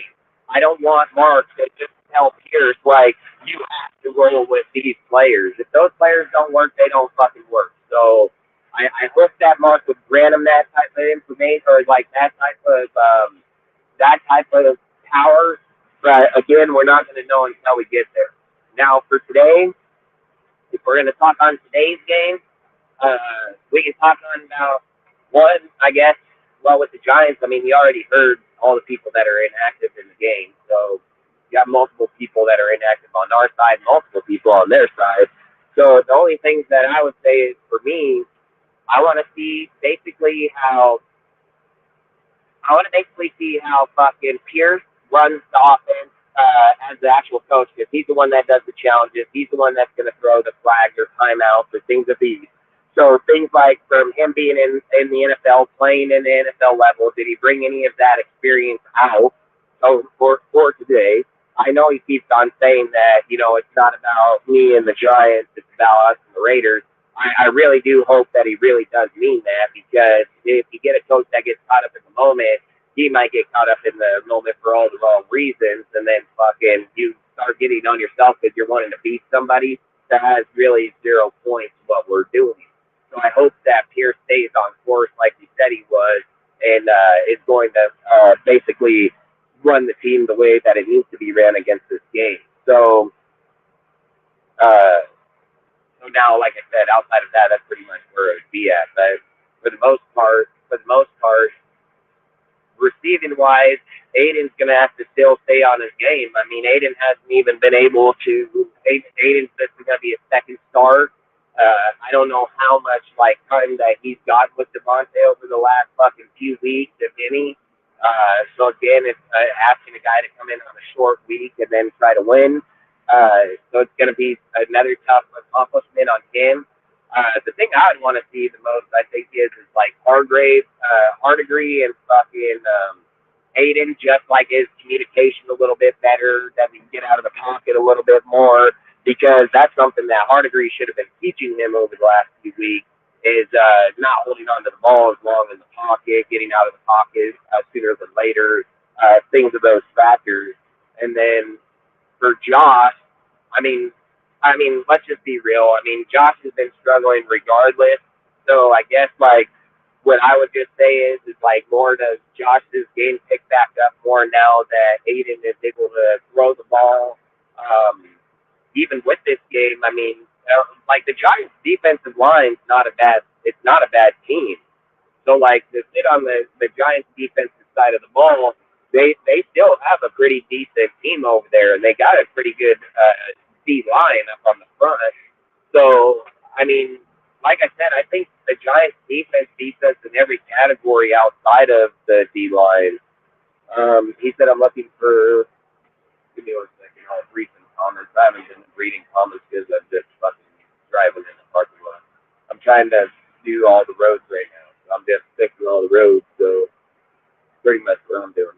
But he said O'Connell to stay upright and protect the ball. He said, I don't mind risky throws, but no fumbles. Like I've always said, and I agree with that. What is that? What is your name? Tick? Appreciate you stopping by, bro. Really do. And appreciate the comment. I'll read some comments while we're going forward a little bit. It's just a little hard. Like I said, I'm going to repeat what I say on my show because I'm tired of these fake fucking bastards. So I've always said, if they don't like it, I don't give a fuck. Now, we're in the last hour. We're going to get going to the game, so that's more on the game at the moment. I agree with you 100%. Yeah, thanks, man. Fucking this one's just a little fucking shitter. Just do the parking lots. I mean, it got nice over here in the parking lot. But the more you watch your channel or not, you'll see. I mean, I drive fucking $1 million tractors, but long story short, to stay on the point, yeah, I agree. Aiden's got to be able to stay standing up in the pocket. Aiden's got to be able to feel the pressure. Aiden can't just stand back there and rely on people to do things. Like, he knows the progressions, he knows the check downs. Aiden's got to be able to get that ball out of his hands fast. Aiden's got to be able to move the ball around. And regardless of how people are viewing the Giants or not, the Giants is still an NFL team. So they on any given Sunday, man, any team can win. So for me, I'm just gonna have to say, like you said, I want to see him standing in the pocket. I want to see the way that he works with the team the second time around. Is he doing the same mistakes as he did the first time? Things of those factors. And if he learned from those and he gotten better, great. I'm all like, that's what we're supposed to be doing as a team. And then it's just like I said, it's just gonna keep raising deal for me, because it's like, why in the fuck didn't Josh McDaniels do that shit? And then I know, because I know my answer is going to always keep coming back to is that he had 6 years, and I think he was trying to play the draft for the first few years to rebuild. So that's the only thing that could indicate for me to justify why he did what he did. Is it right? Probably not, but fucking, I'm not going to say that Gruden did the same shit. So it's not like the coaches aren't doing it. I would just say be more open about it, I guess.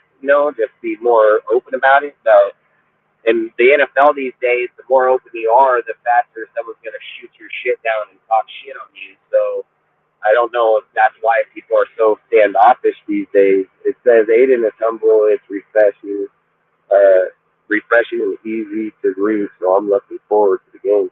And that's fact, so when we got Aiden from Purdue, right, like, when we were doing our draft, and we were picking our players for the draft, I was big time on Dugan at the time, and I wanted us to draft him, because I felt like the way he plays football, the way that he sees the field, it would have been the same for us. It's kind of like I wanted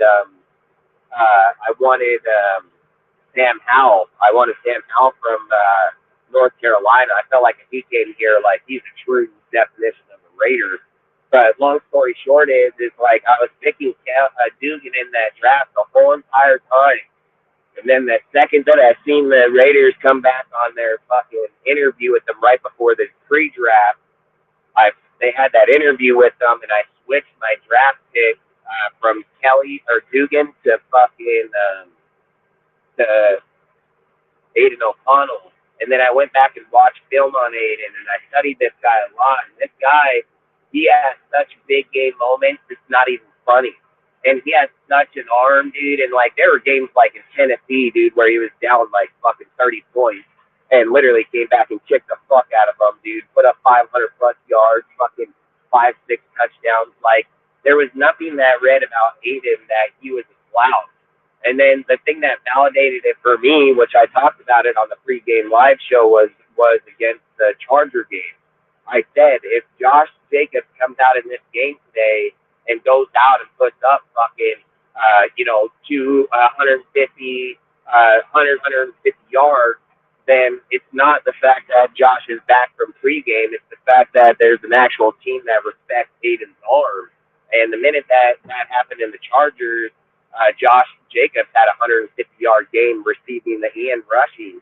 So, like I said, I don't understand why Josh McDaniels was doing what he was doing. And that is, like I said, it always comes back to me that he didn't know he was going to get fired. Like, that's just straight fucking fact. But the other part is like, even if you weren't going to get fired, why the hell weren't you playing Aiden, man? Like, Aiden, I knew from the get-go he offered way bigger capability. I debated other YouTubers on their channel and everything, and guys were coming over to me, even making fun of me, like, when we went into the season, they were like, oh, yeah, Aiden's not starting, huh? How about that? You want them? And then they would ask me, like, what do you think about him not starting? And I said, well, if he was going to start, I wanted him to start in the preseason, so that conversation's over. Like, I'm not going to keep doing it. But that's how Raider fans are. They would come and say that shit, and I just laughed at them because I told them the whole time. I bet $1,000 that the Raiders were going to go 10-7, dude, but I bet that 1,000 on Aiden being the quarterback. I didn't bet that for Jimmy being the quarterback. So it's like things like that, like, I already know Aiden was the better option for the fucking team. And I think that's why Pearson then instantly had no problem saying, hey, Aiden's the fucking starter, because they're like, we only get 9 fucking games, and I'm not going to spend my 9 fucking games over here with Jimmy dick fucking the ball like he's been doing all fucking year. Like, they already fucking know that. So they're like, we're not even heading down that fucking road, bud. So the thing is like, then there's like questions that got to come back. Like, there's questions that'll come back now. Like, for me, because the way my mind works is it's like why I'm asking or talking a question, another one pops into my mind is like, was Josh McDaniels sent here to sabotage the Raiders? Dude, like, straight the fuck up. Because outside of Devontae, there really hasn't been shit, dude. I mean, I love the Spillane pickup, so I'm not going to argue that, but, like, let's be fucking real, man. It'd be like, did he get sent here to fucking try to take down our fucking organization? I mean, he's not every shit guy. I mean, when I seen Hoyer come here, everybody knows on this show, I laughed. I straight fucking laughed, dude. I made fun of that. I even said earlier on that I was like, oh, if Hoyer gets released over there, he'll become a Raider. I didn't fucking think it was going to happen, but it fucking did. I was just saying it because I thought, yeah, this fucking guy is just going to keep getting every bad fucking guy, it seems like, you know? And it's like, even with the Peters signing, I'm like, bro, why the hell you fucking sign Peters out of all these fucking guys in the NFL, and you're talking about you want to win? Like, when I seen, listen, as much as I've said about Pierce here in the last hour or two, I'm going to say it just like this. Pierce and them had some fucking balls, dude, when going and getting Jalen Smith. Like, Jalen Smith, I don't care how he can be washed up, or he's still a big name out there in the NFL, and until we get him here to prove that he's washed up, it's still something we need to do. Something like Mayock used to say all the time, just do your due diligence, dude. Like, and that was the thing, like, and I feel like we did bring him here earlier on in the year, so I don't want to just bash Josh and them, like, if they didn't bring him here. I really believe that we did bring him here and interviewed him. I could be mistaken on that, but for some reason I feel like we did. The long story short is it didn't take them but 2 fucking minutes to get him here. And then when I see shit like that, it starts making me wonder, damn, man, what happens if these fuckers actually had the roster? Like, what happens if they actually had the decision that they can make the change at the deadline? Like, who would they have went? If they got Jalen, I mean, they don't tell me, like, who else. They would have probably been in the market for Williams, what's his name, fucking Sweat, fucking, like, we would have been in the market for an actual real motherfucker, you know, like, so that's all it tells me is. And then it kind of just makes me mad that we're not over here doing the best things for our team with Josh and him. And then that's where, like I said, it just start bringing deals like, were you trying to sabotage this team the whole time, not trying to win? And then if your intention was like, hey, I got 6 years, why didn't you just make it known to the NFL or to Raider fans at least and just be like, hey, over the next 4 years, we're going to be bringing in and sign shit. I think people would have way more of an understanding, like, when you're letting them know. But I think, like, for Raider fans, where they're pissed off is because every single time we talk about it, it's that the number one conversation is well, they didn't say we were rebuilding. You know what I mean? So every Raider fan that's blind or just wants to believe we weren't rebuilding, that's what they strongly believe. Now, I've said it, I'm not here to tell them how they're supposed to see it or not.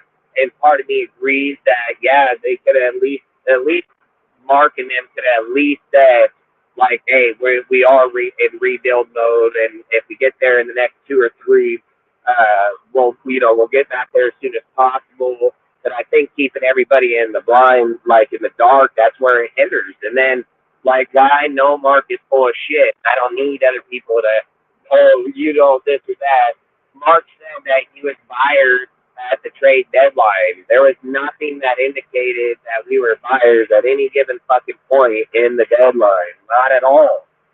So, like I said, if he wants to go out and say that the reason he got rid of Josh and them is because of this, well, he's the owner, man. He's the one that sees that. He's the one that sees those decisions. And if he's seen something that wasn't going right, I've always said a GM builds the franchise off the vision of the owner.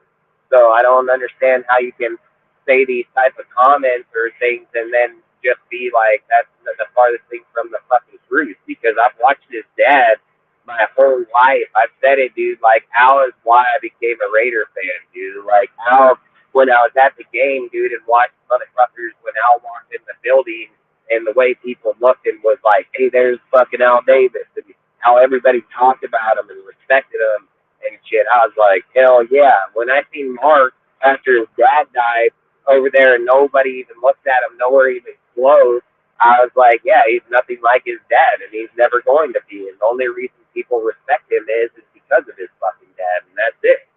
And the sooner that we accept that and know that, the sooner we can move on. Any guy that implies like Mark Davis is making moves in the NFL, I mean, you're fucking smoking fucking paint, dude. Like, literally. So I mean, Mark is a dipshit, and he's gaining up the money. I mean, I get that, dude. I mean, you got to do what you got to do. I'm not hating on him having a team or the aces or things of these factors. I'm just gonna say he's just a money mongrel is what he is. He's nothing like his dad. I've watched this guy my whole life. I don't need any fucking guy out here to tell me, oh, well, Mark, I know what Mark's done. I've watched him since I was a fucking kid. So believe me, I know exactly what that dipshit can do. I know that motherfucker selling coke at Chico State. I know this guy's a fucking dumbass, dude. I mean, but again, I don't really care. I just, at the end of the day, I just want what's best for us. I want to go out here. I want to win, dude. I want to get over these fucking, I want to get over the conversations of, like, everybody being against fucking people. Like, I just want to be on the same team as Raider fans. Like, it's crazy. It's crazy that you have Raider fans and you feel like you're not even fucking friends with half of them that bear your own shit. And then it's all because of a fucking player. And then I'm just like, yeah, these guys, I don't even want to be friends with them, because I mean, I got diehard ass Raider friends, and I've never had one conversation with them like I've had on some of these motherfuckers. And I'm just like, yeah, all right, sure, man.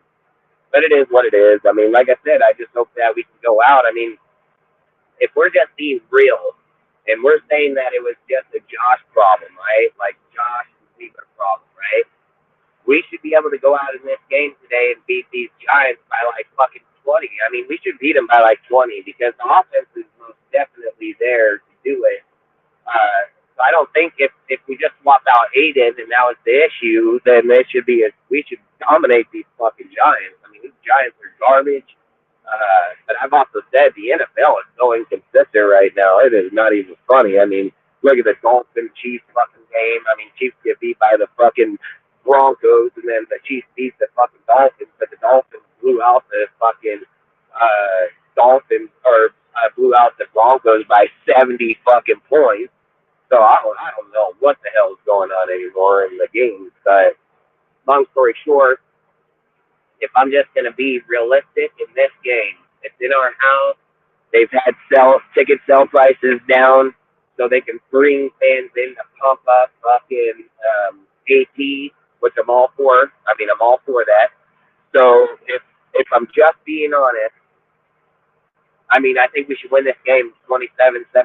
Like, I think with the players they're short, the things that they're lacking, all of our players, for the most part, offensively are going to be there. Fucking defensively, we have some skills. But again, like, if you're getting Smith and replaced, I mean, that's not a bad fucking replacement, in my opinion.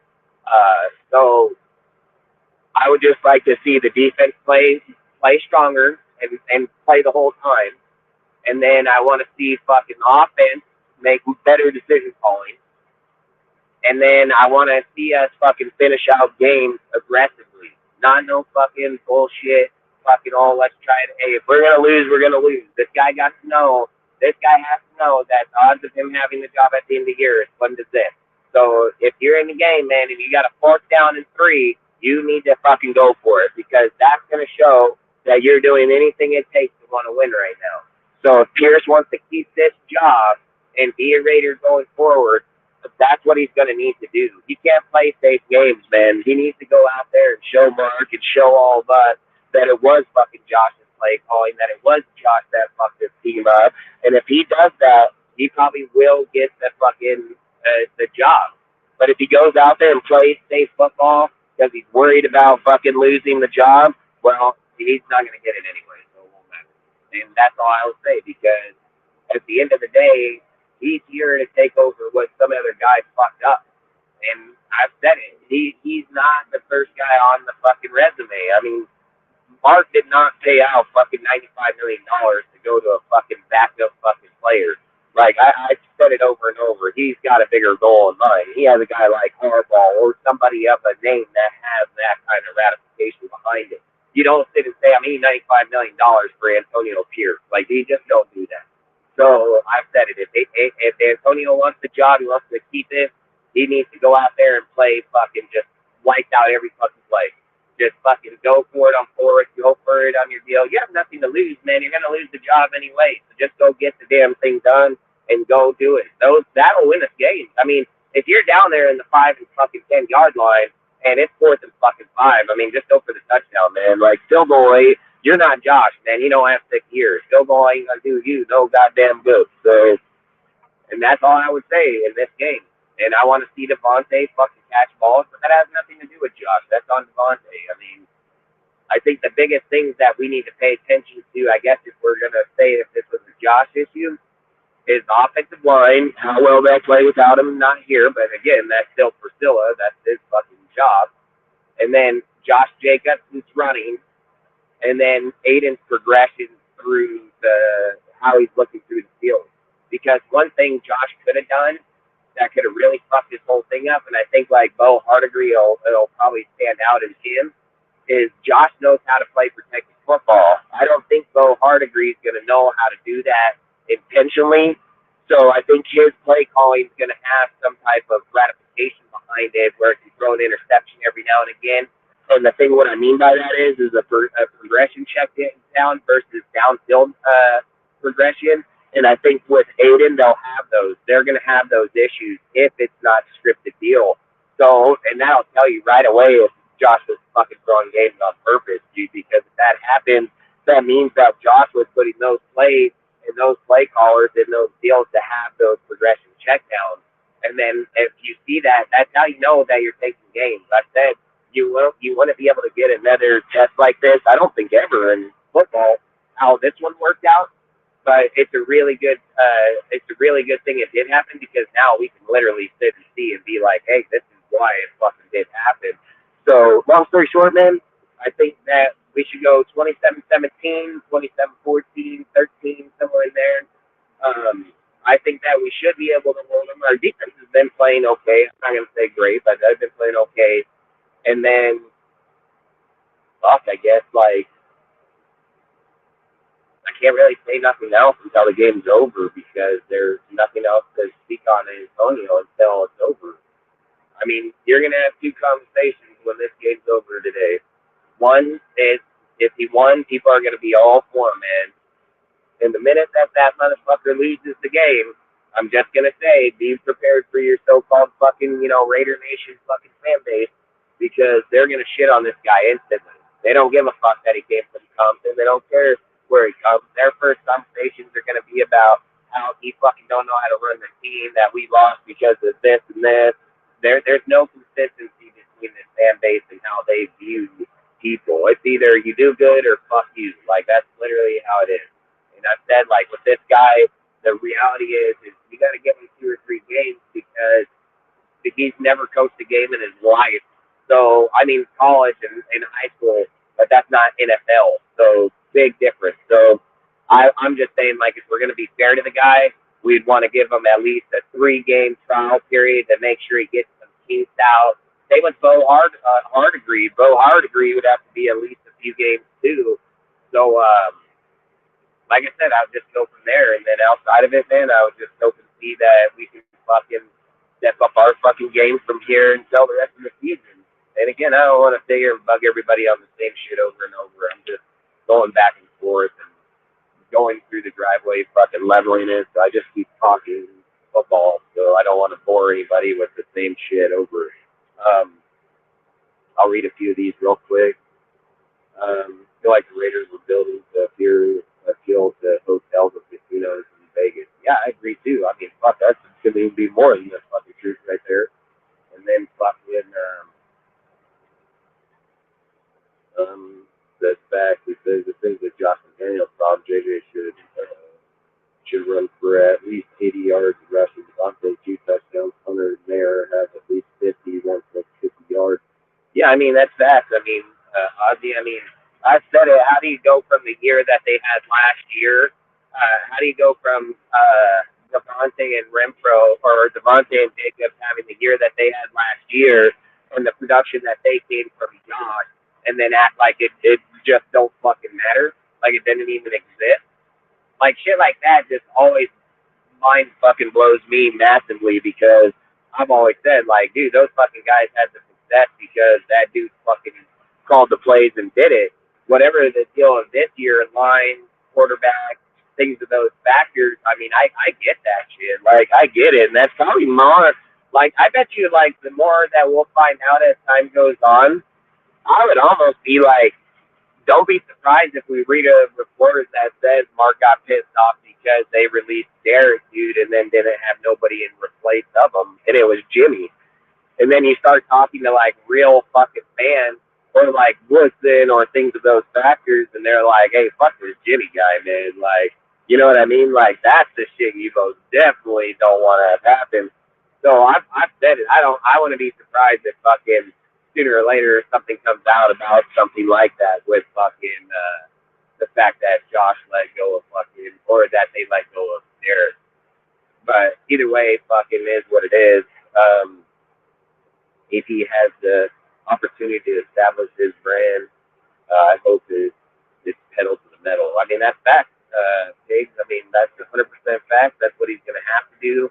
He's going to have to establish his own shit ASAP, because that's the only way anybody's going to recognize him or know what he's going to be able to do in the NFL is by what he's going to bring to the table with his own shit, not somebody else's shit. It's easy to take credit for what other people are doing. If you're going to run it or you're going to own it, you need to do it yourself. So the result needs to come from you, not somebody else. And just like I said, if he's the coach that brings develop skills, then I wouldn't have an issue with him hiring a guy that has those playbooks or has that mindset, because, like I said, not everybody is a Bill Belichick. So I wouldn't have an issue with that type of deal. The issue I have is like, he has to bring something that is going to label that it's him. Like, that's clear as fucking day. So, and I don't know what he's going to do that. That's the only question. You know, like, I don't know what he's going to do that's going to bring that out. Trying to coach to a 1-year deal enough to these days, they should do shit on Philip Davis. We got to do it. Mark picked AP did the players vote. You know, Mark already made it clear that he was the one that picked AP, and he made it clear why he picked him. He said that he picked AP because he didn't want a play caller to be the head coach. He said that he felt like, from past success with Rich Bisaccia, that it was somebody that was upbringing for the team. And that's why he said that he went with Pierce this time around versus like I kept saying, like, Patrick Graham just got fucking overthought like a motherfucker. But he came out in the presser and made that known why they did that. So no, it was most definitely a Mark move. And I'm not gonna say it was a bad move. I'm not gonna say that yet, because I said I want to see AP get a chance. I want this guy to lose the job himself. Not in a bad way, just, you know what I mean? Like, if he's going to lose it, he needs to lose it himself. And then outside of that, what was the other one I can say? I was going to answer that one first. Yeah, the 1-year deal, man. Like, see, I want to be against that. So, like, this is the issue, man. Like, I'm just going to be honest, okay?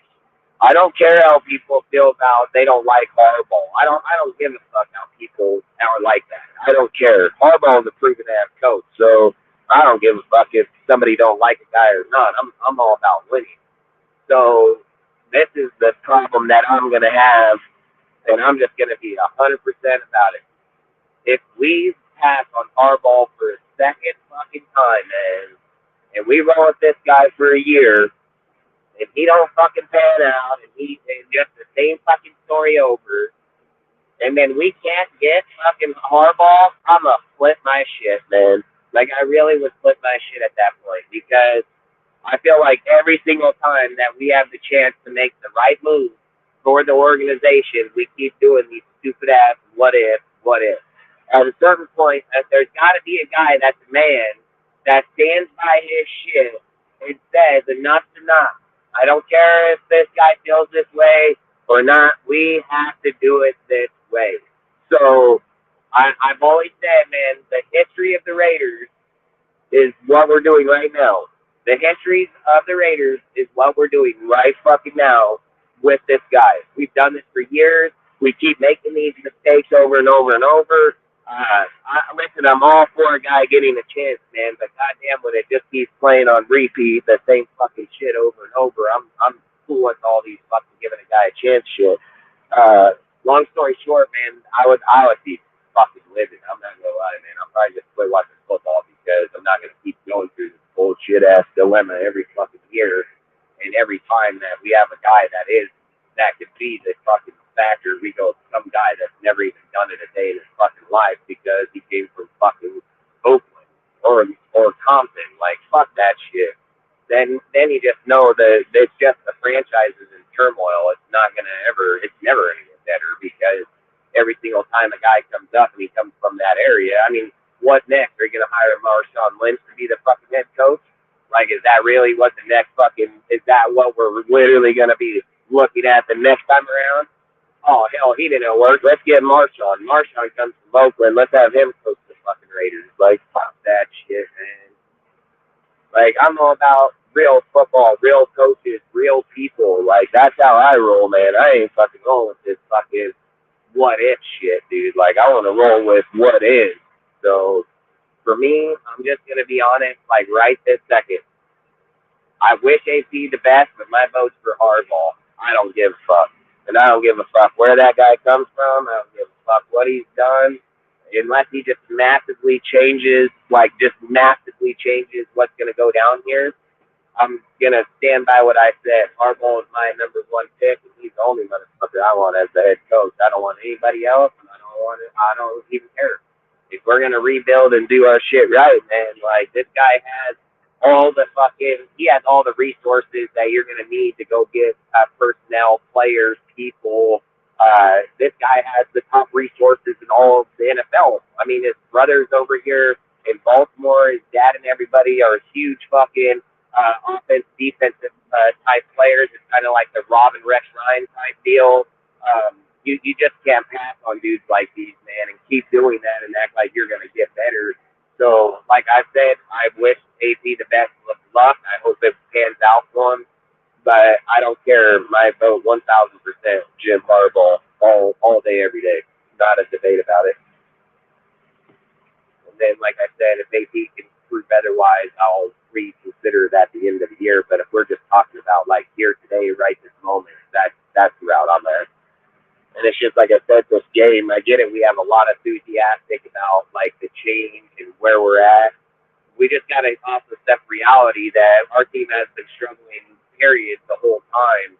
And I'm not going to sit here and say that, you know, when the statistics say that when a new coach does take over, they actually do have, like, the odds state that we would probably win this game. But that's why I'm saying, like, 2-3 game trial, because you don't want to take a adrenaline high or hype like that and act like that's, you know, the real outcome of what happened today.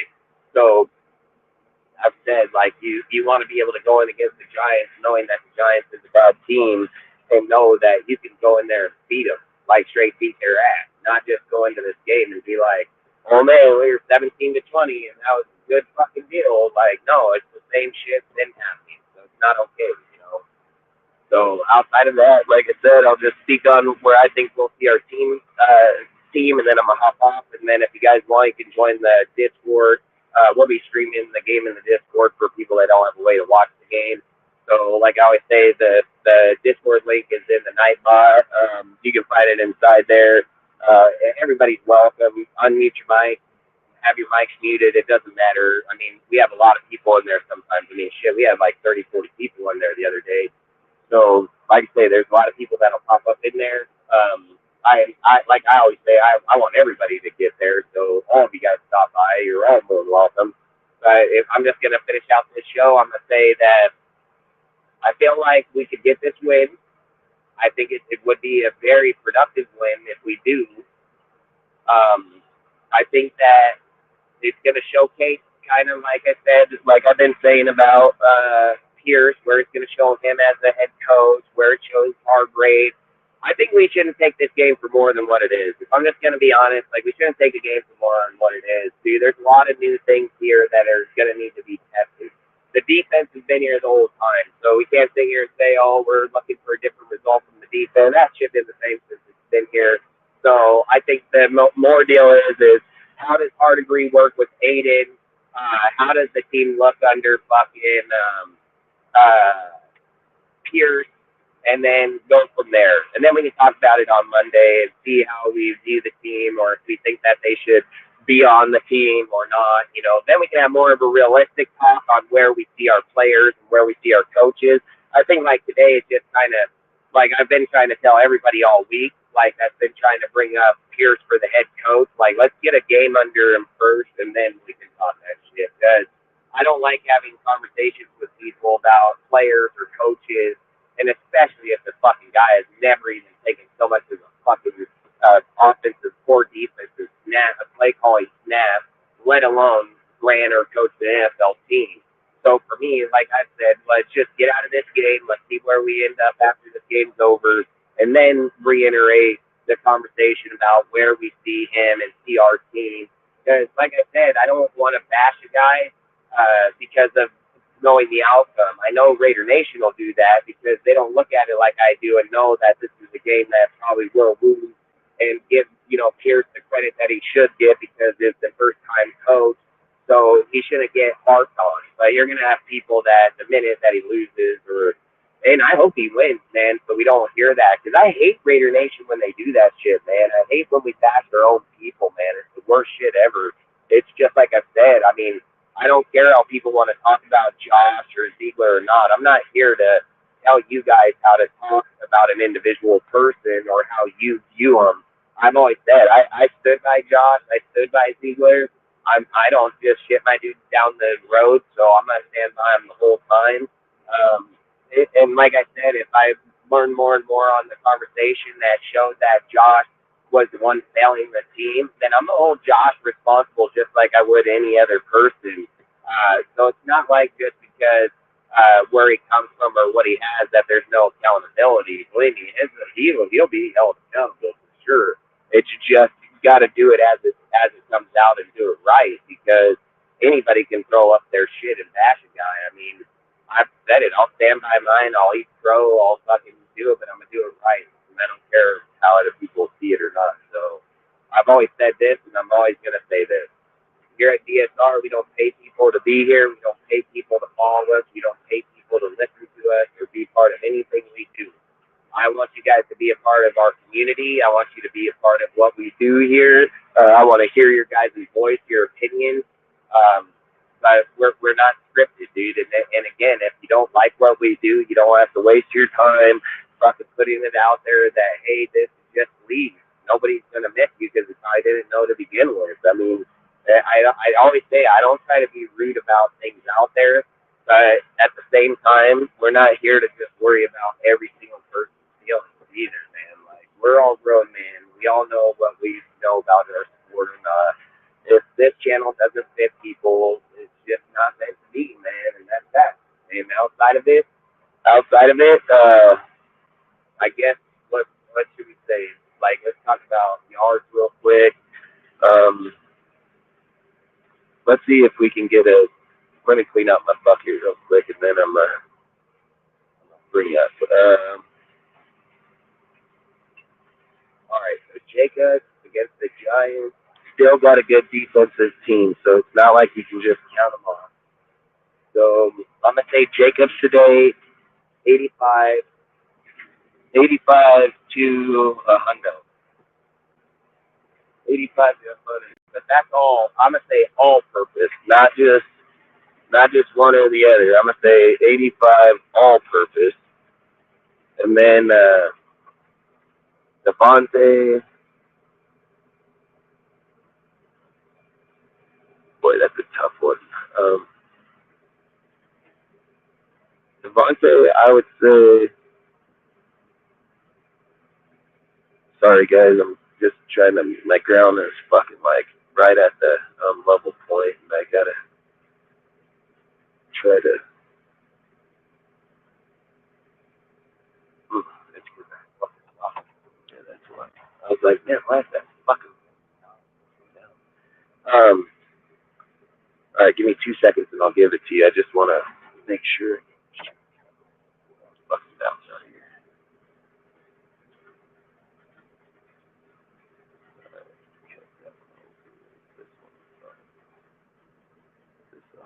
Yeah.